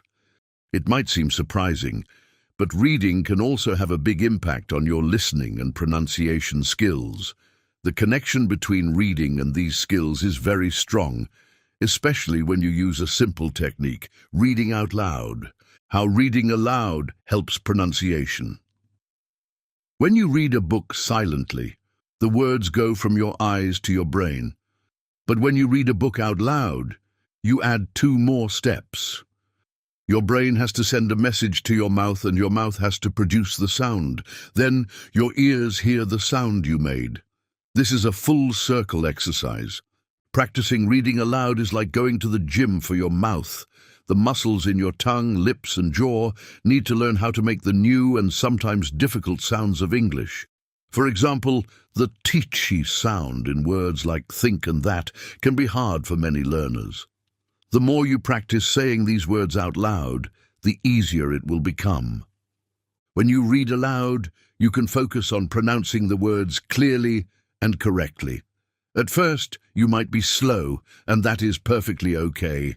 The goal is not speed. The goal is clarity. How reading connects to listening.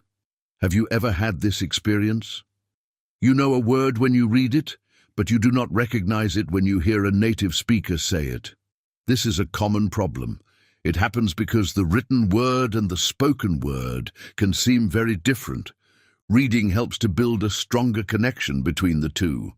But the most powerful way to improve both your listening and your pronunciation at the same time is to use audiobooks. An audiobook is a recording of a person reading a book. The narrator is usually a professional actor or a native speaker with a very clear voice. Here is a very effective method you can use. Get the book and the audiobook. Many famous books, especially graded readers, have an audio version. Listen and read at the same time. Play the audiobook and follow along in the physical book or e-book with your eyes. Pay attention to the sounds. Listen to how the narrator pronounces the words. Listen to the rhythm of the sentences. Where does their voice go up? Where does it go down? This is the music of English. Pause and repeat. When you hear a sentence that is interesting or difficult, pause the audio and try to repeat the sentence out loud. Try to copy the narrator's pronunciation and intonation exactly. This is the shadowing technique we have talked about before. When you use audiobooks, you are training your ear to understand spoken English better. You are learning the correct pronunciation of thousands of words, and you are practicing your own speaking at the same time. So reading is not just for your eyes, it is also for your mouth and your ears. By reading aloud and using audiobooks, you can create a complete language learning experience that will help all of your skills grow together. Chapter 6. Benefit 5. You open your mind to new worlds.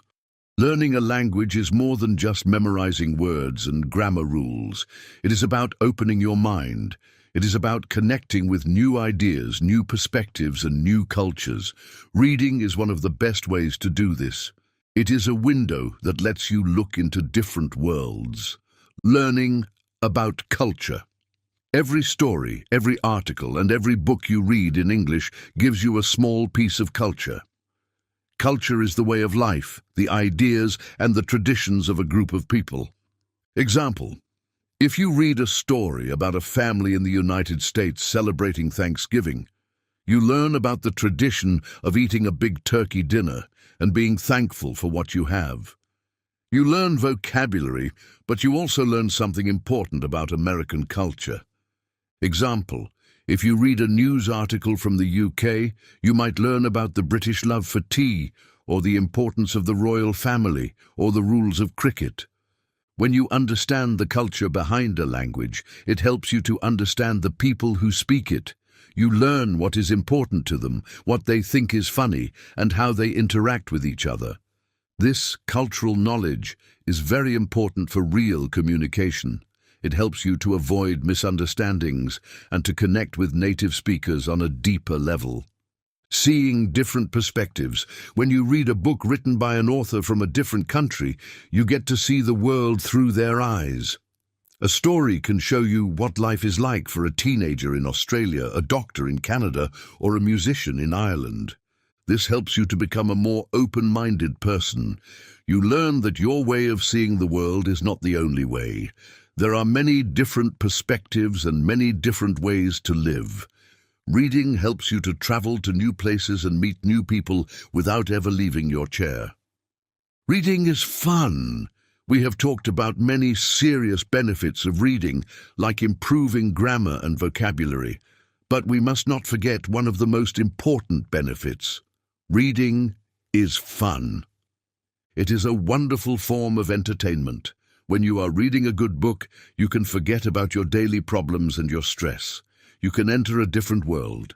You can go on an adventure with the characters. You can try to solve a mystery. For many people, the experience of reading a book is even better than watching a movie. When you watch a movie, you see the director's vision. But when you read a book, you use your own imagination. You create the pictures of the characters and the places in your own mind. Your mind is the director, and the possibilities are infinite. So, when you choose a book to read in English, remember to choose something that you think will be fun. Choose a story that makes you feel excited to turn the page.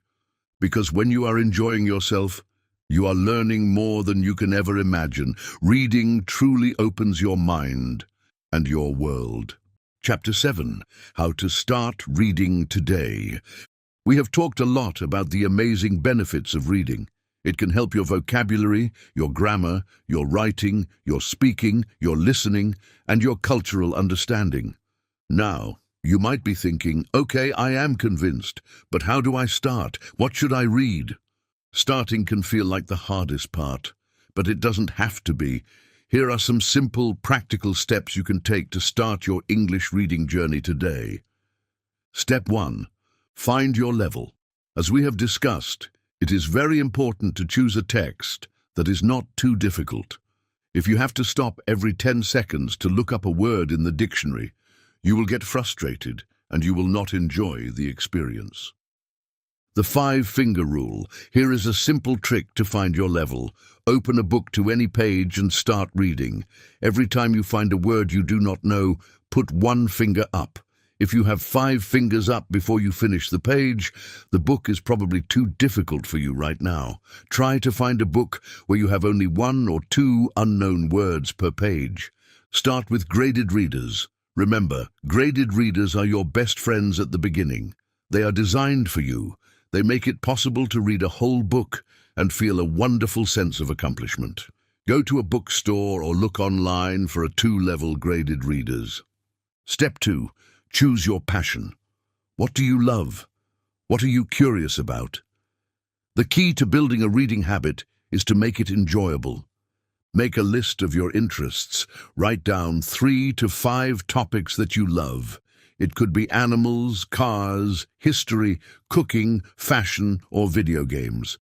Search for these topics in English. Go online and search for simple English blog about cooking or easy articles about football. You will find thousands of free resources. Start with what you know. A great idea is to read something that you have already read in your own language. For example, if you love the Chronicles of Narnia books, try reading The Lion, the Witch, and the Wardrobe in English. You already know the story and the characters, so it will be much easier to understand the English text. Step 3. Create a reading space and time. Make reading a special part of your day. Find a comfortable place.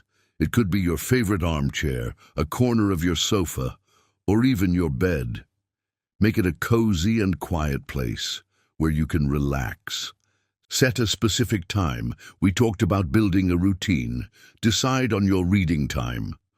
Maybe it's 15 minutes every morning with your coffee. Maybe it's 20 minutes every night before you sleep. Put this time in your schedule, just like an important appointment. Prepare your tools. Have your book, your notebook, and your pen ready. If you use an online dictionary, have the website open on your phone or computer. When everything is ready, it is easier to start. Step 4. Just begin. The final step is the most important one. Just begin. Don't wait for the perfect day or the perfect book.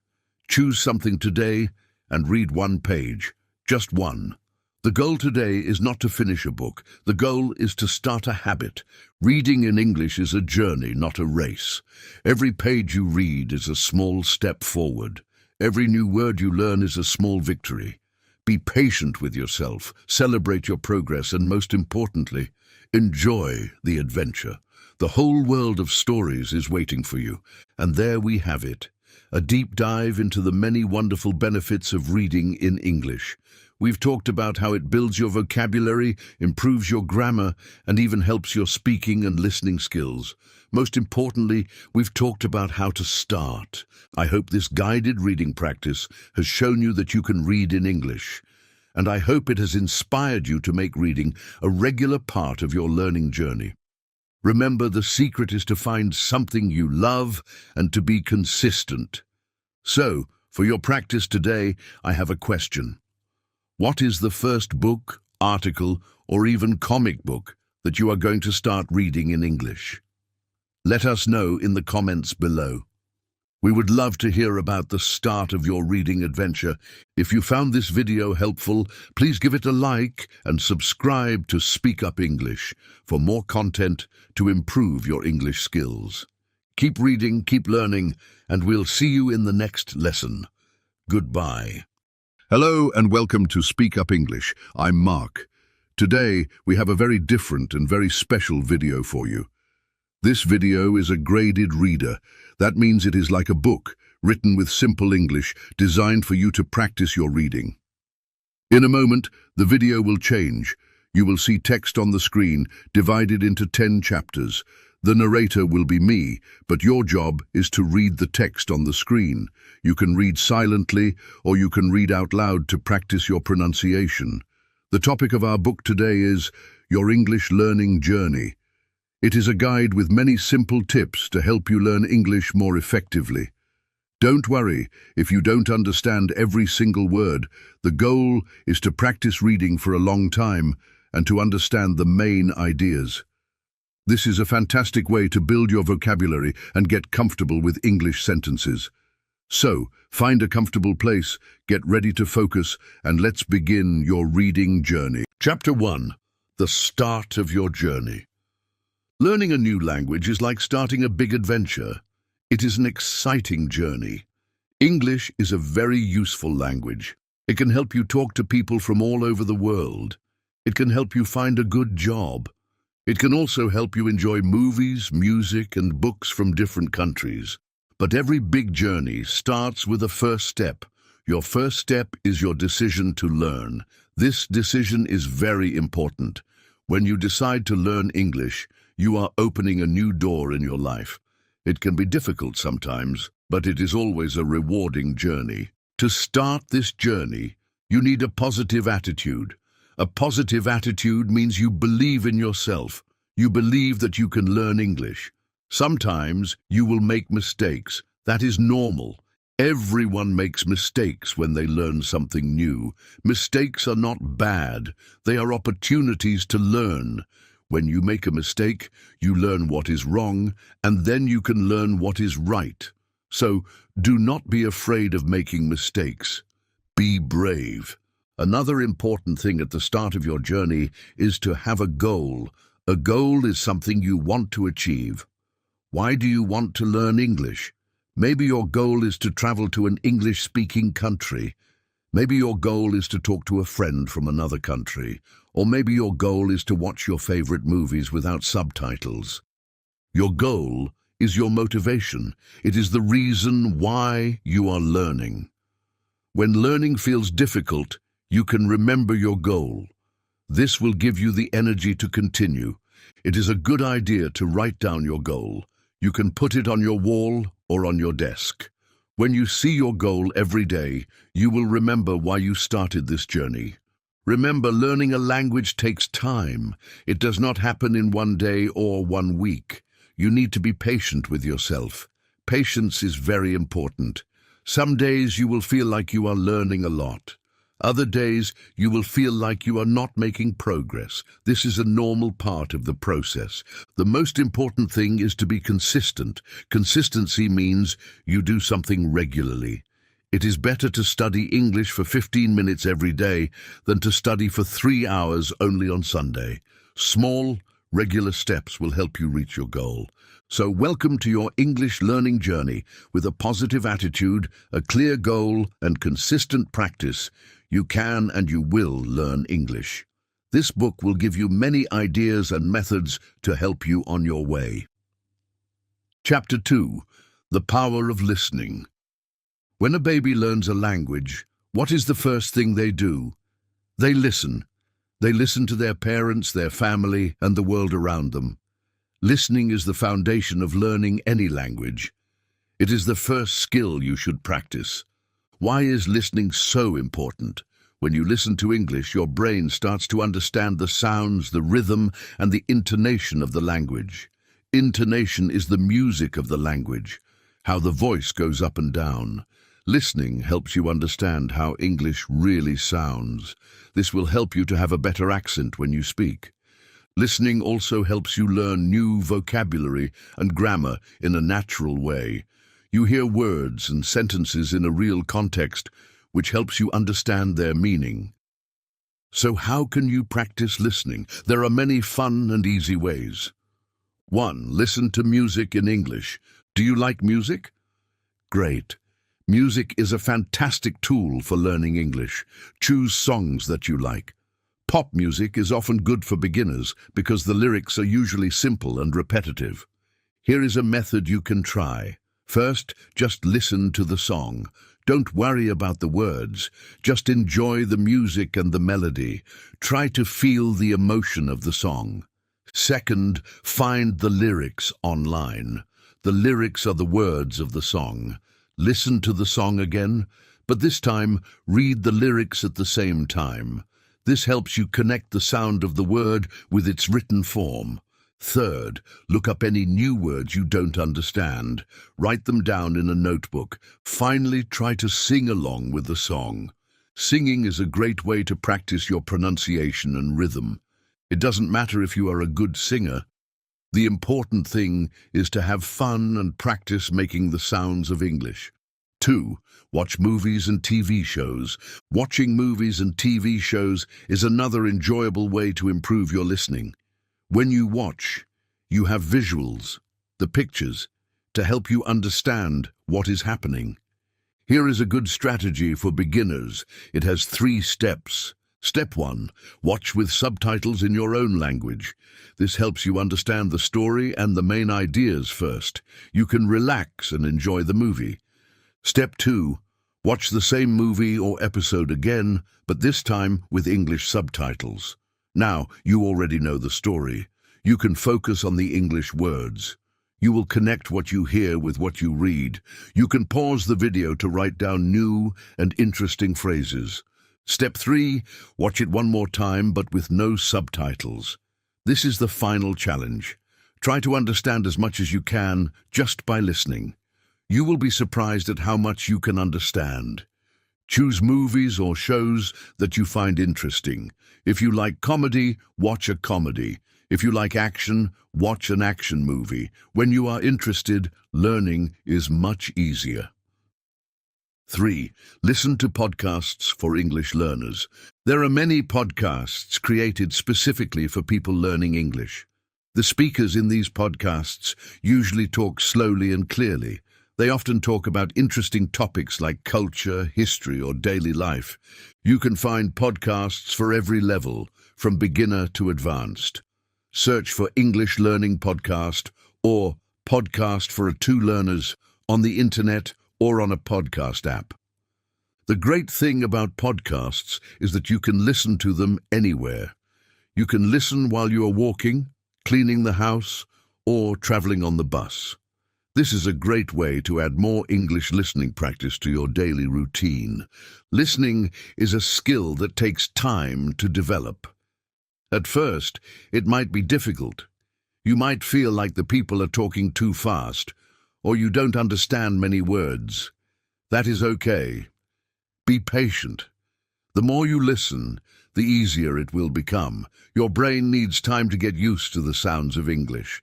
Just press play, relax, and let the English words flow into your mind. Chapter 3. The Courage to Speak. After listening, the next step on your journey is speaking. For many learners, speaking is the most difficult and scariest part of learning English. You might be afraid of making mistakes. You might think that your accent is bad. You might feel shy. These feelings are all normal.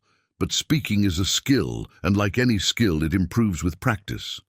You cannot learn to swim by only reading about swimming. You must get in the water. In the same way, you cannot learn to speak English by only reading about it. You must open your mouth and try to speak. Here are some simple and effective ways to start practicing your speaking. 1. Speak to yourself. This might sound strange, but it is a very powerful technique. You don't need a partner. You don't need to feel shy. You can practice speaking English all by yourself. How do you do it? You can narrate your day. When you are doing something, describe it out loud in English. Example, when you are making breakfast, you can say, "I am making a cup of coffee. Now, I am getting the milk from the refrigerator. I am putting some sugar in my coffee."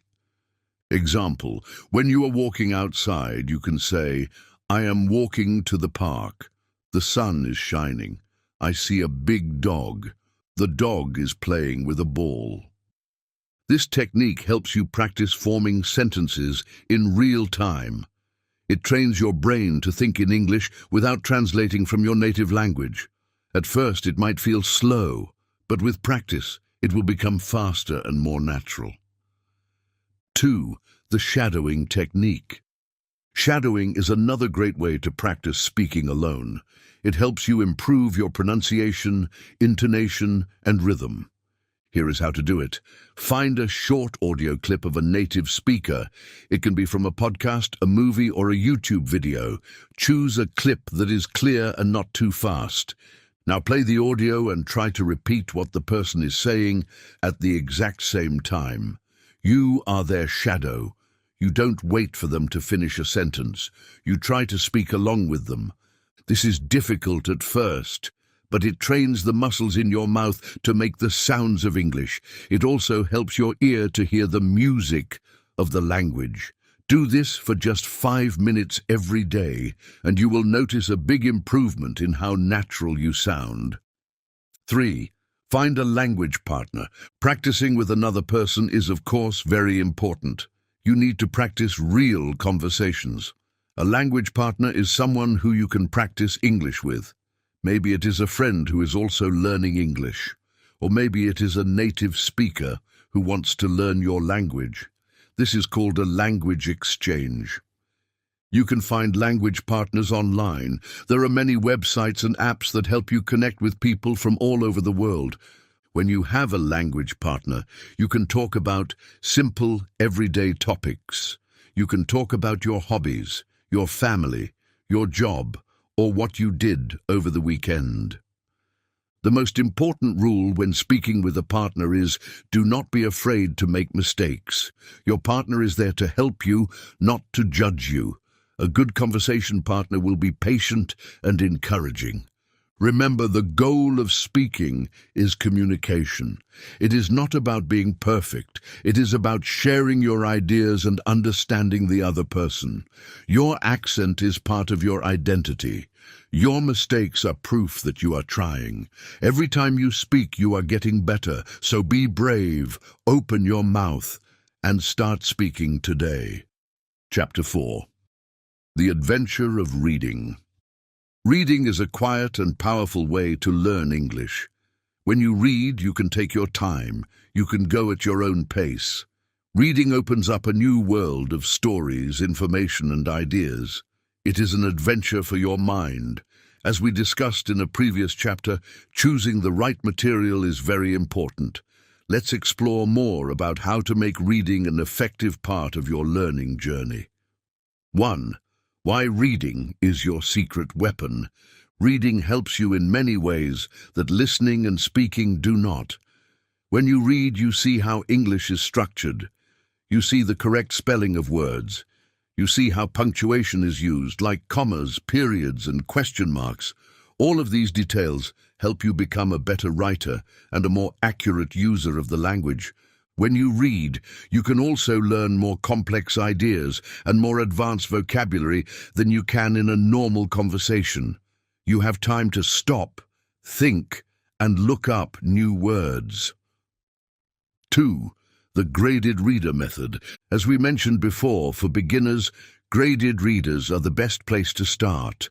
Let's talk more about them. Graded readers are special books where the language has been simplified for a specific level. There are graded readers for level A1, A2, B1, and so on. These books often retell famous stories like Sherlock Holmes or Dracula, but with easier grammar and vocabulary. They are perfect because the stories are interesting, but the language is not too difficult. When you read a graded reader at your level, you should feel a sense of achievement. You can read a whole chapter or even a whole book in English. This feeling is very motivating. It gives you the confidence to continue reading and to try more challenging books later. 3. Reading online, articles and blogs. The internet is a huge library of reading material. You can read about any topic that interests you. Reading online is a great way to learn modern, everyday English. News websites like BBC Learning English or VOA Learning English, have news articles written in simple English. They are great for learning about current events and new vocabulary. Blogs. A blog is a website where a person writes about their interests. Do you like cooking? Find a cooking blog in English. Do you like video games? Find a gaming blog. When you read about your hobbies, learning feels like fun, not work. Social media. You can even use social media for reading practice. Follow accounts that post in English about topics you like. It could be a travel account, a science account, or an account about animals. Reading short posts and the comments is a good way to learn informal language and slang. 4. How to read actively. When you read, you can be a passive reader or an active reader. A passive reader just looks at the words. An active reader engages with the text. Being an active reader will help you learn much more. Here is how to be an active reader. Ask questions. As you read, ask yourself questions. What is the main idea of this paragraph? What do I think will happen next? Take notes. Keep a notebook next to you when you read. Write down new words. Don't just write the word and its translation. Write the whole sentence from the book where you found the word.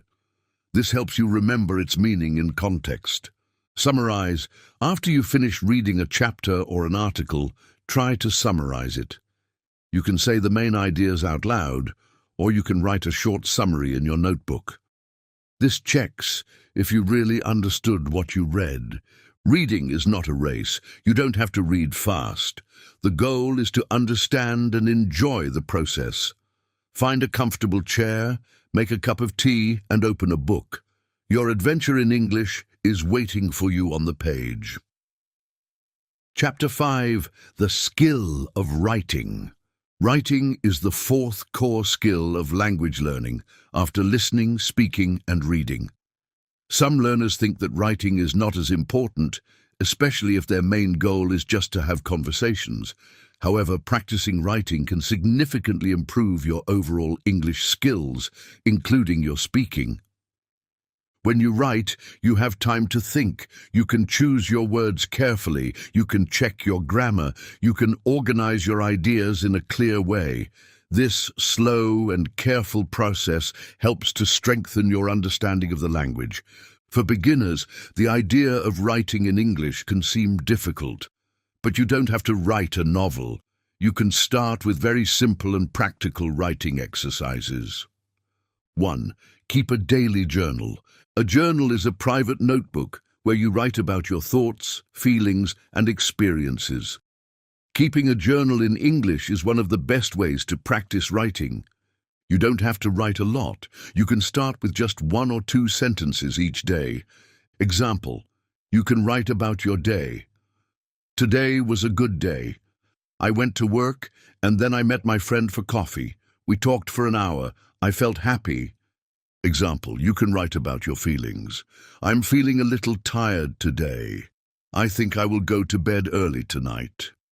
Example, you can write about your plans. Tomorrow I'm going to the supermarket. I need to buy milk, bread, and apples. The most important thing about keeping a journal is that it is for you. Nobody else will see it. So, you don't have to worry about making mistakes. Just write.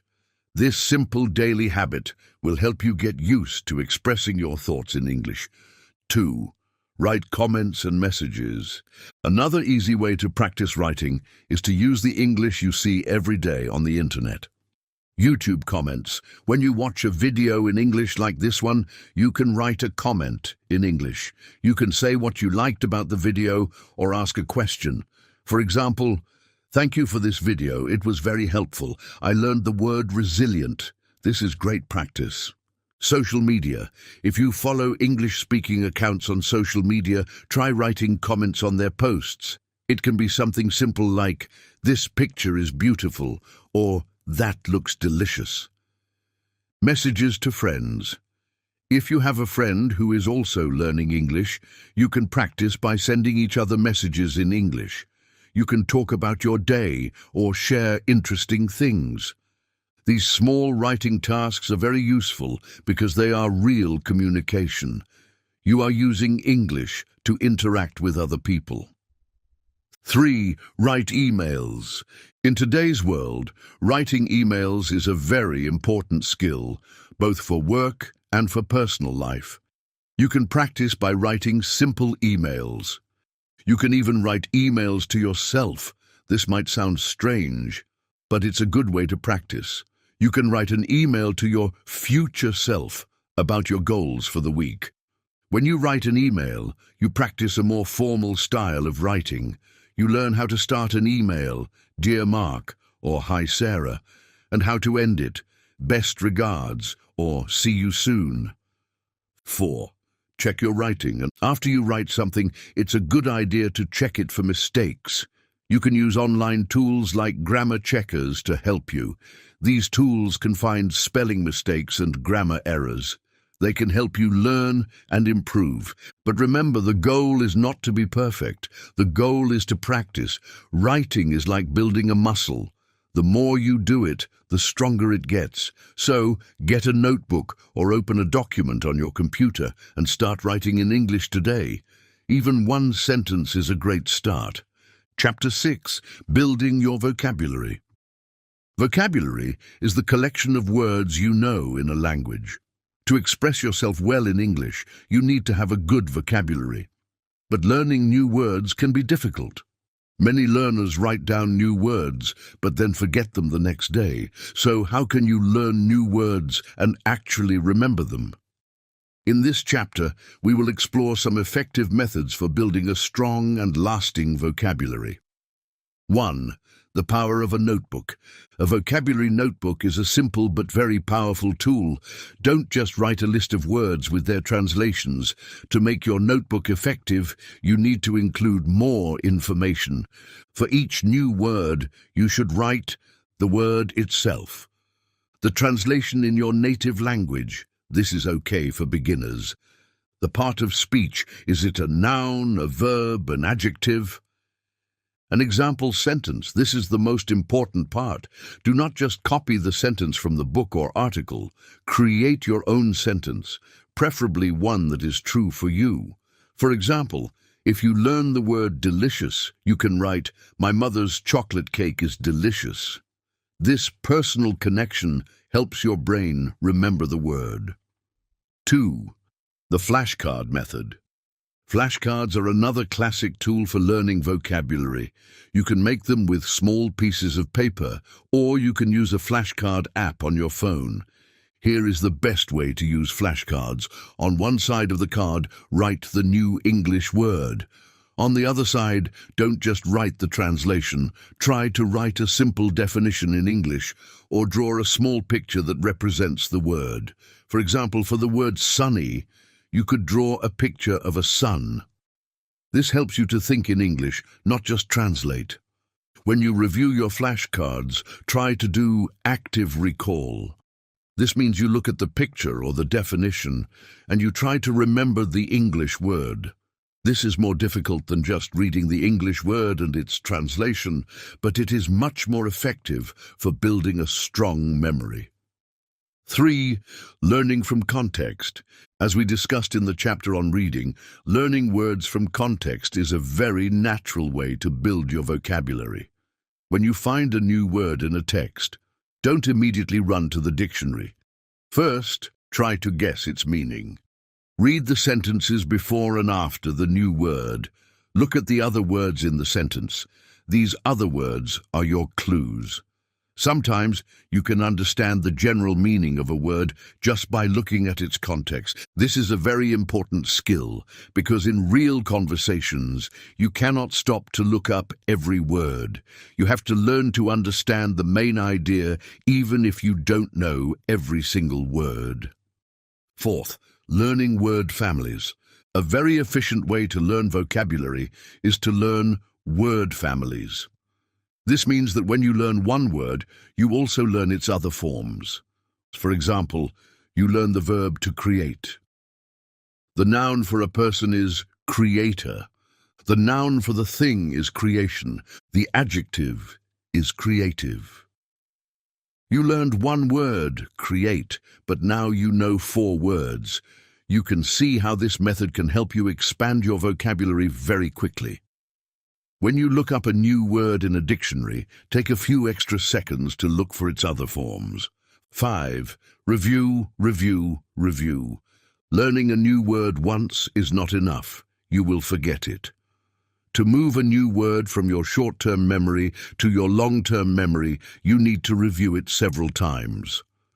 A good idea is to review your new words one day after you learn them, then 3 days after, then 1 week after, and then 1 month after. This method of spaced repetition is very powerful. Building vocabulary is a slow and steady process. Be curious about words. When you hear or see a new word, be happy. It is an opportunity to learn something new. Keep your notebook with you, and soon you will have a large collection of English words that you can use to express yourself. Chapter 7. Making friends with grammar. Grammar is the set of rules that explains how a language works. For many English learners, grammar is the most difficult and boring part of learning. The idea of learning verb tenses, prepositions, and sentence structures can feel overwhelming, but grammar is not your enemy. It is your friend. Grammar helps you to communicate clearly. Without grammar, sentences can be confusing. Imagine saying, "Yesterday I go to the park." People might understand you, but the correct grammar, "Yesterday I went to the park," makes your meaning much clearer. The secret to learning grammar is to not focus too much on the rules, especially at the beginning. The secret is to absorb grammar naturally through a lot of listening and reading. 1. Learn grammar like a child. Think about how you learned the grammar of your native language when you were a child. Did you study grammar books? No. You listened to your parents and family speak, and your brain naturally started to understand the patterns. You can learn English grammar in the same way. When you read a book or listen to a podcast in English, you are seeing and hearing correct grammar in action. Your brain is a very powerful computer, and it starts to recognize what sounds right and what sounds wrong. For example, you might read the sentence, "He plays football many times." You might also read, "They play football." Your brain will start to understand the pattern. For he, she, it We add an S to the verb in the present tense. You learn this pattern naturally, just by seeing it many times. This is often more effective than memorizing a rule from a textbook. 2. Focus on one thing at a time. English grammar is very big. If you try to learn everything at once, you will feel lost. It is much better to focus on one grammar point at a time. Maybe this week your goal is to practice the simple past tense, so you can focus on finding and noticing the past tense in everything you read and listen to. You can try to write a few sentences about what you did yesterday. Next week, maybe you can focus on prepositions of place, like in, on, and at. When you focus on one small thing, it is much easier to learn and remember. 3. Use grammar in a practical way. The best way to learn grammar is to use it. When you learn a new grammar point, try to use it in your speaking or writing immediately. Example: if you are learning about the comparative form of adjectives like bigger, taller, more interesting, you can practice by comparing two things in your room. My desk is bigger than my chair. My book is more interesting than this TV show. When you use the grammar to talk about your own life, it becomes more meaningful and easier to remember. 4. Don't worry about being perfect. It is important to remember that even native English speakers make grammar mistakes sometimes, especially when they are speaking fast. The goal of communication is to be understood. It is not to be 100% grammatically perfect all the time. As a beginner, it is much more important to be brave and try to speak, even if you make mistakes. Your confidence is more important than perfect grammar. With more practice, especially with more reading and listening, your grammar will improve naturally over time. So think of grammar as a helpful guide, not a scary monster. Learn it slowly, focus on one thing at a time, and remember that practice, not perfection, is the key to success. Chapter 8. Creating your learning routine.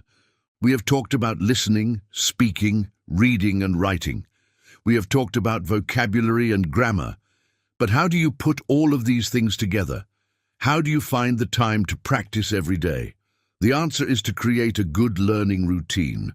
A routine is a plan that you follow regularly. Having a routine makes it easier to be consistent. When you have a routine, you don't have to think, what should I study today? You just follow your plan. This saves time and energy. Here are some steps to create an effective English learning routine that works for you. 1. Find your best time to study. Every person is different. Some people have more energy in the morning. These people are morning people. Other people have more energy in the evening. They are night owls. Think about your day.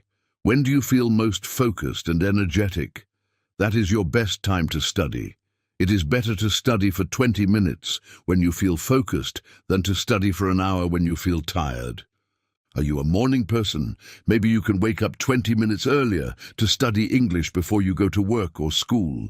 Do you have a lunch break? You can use 15 minutes of your lunch break to review vocabulary or read an article. Are you a night owl?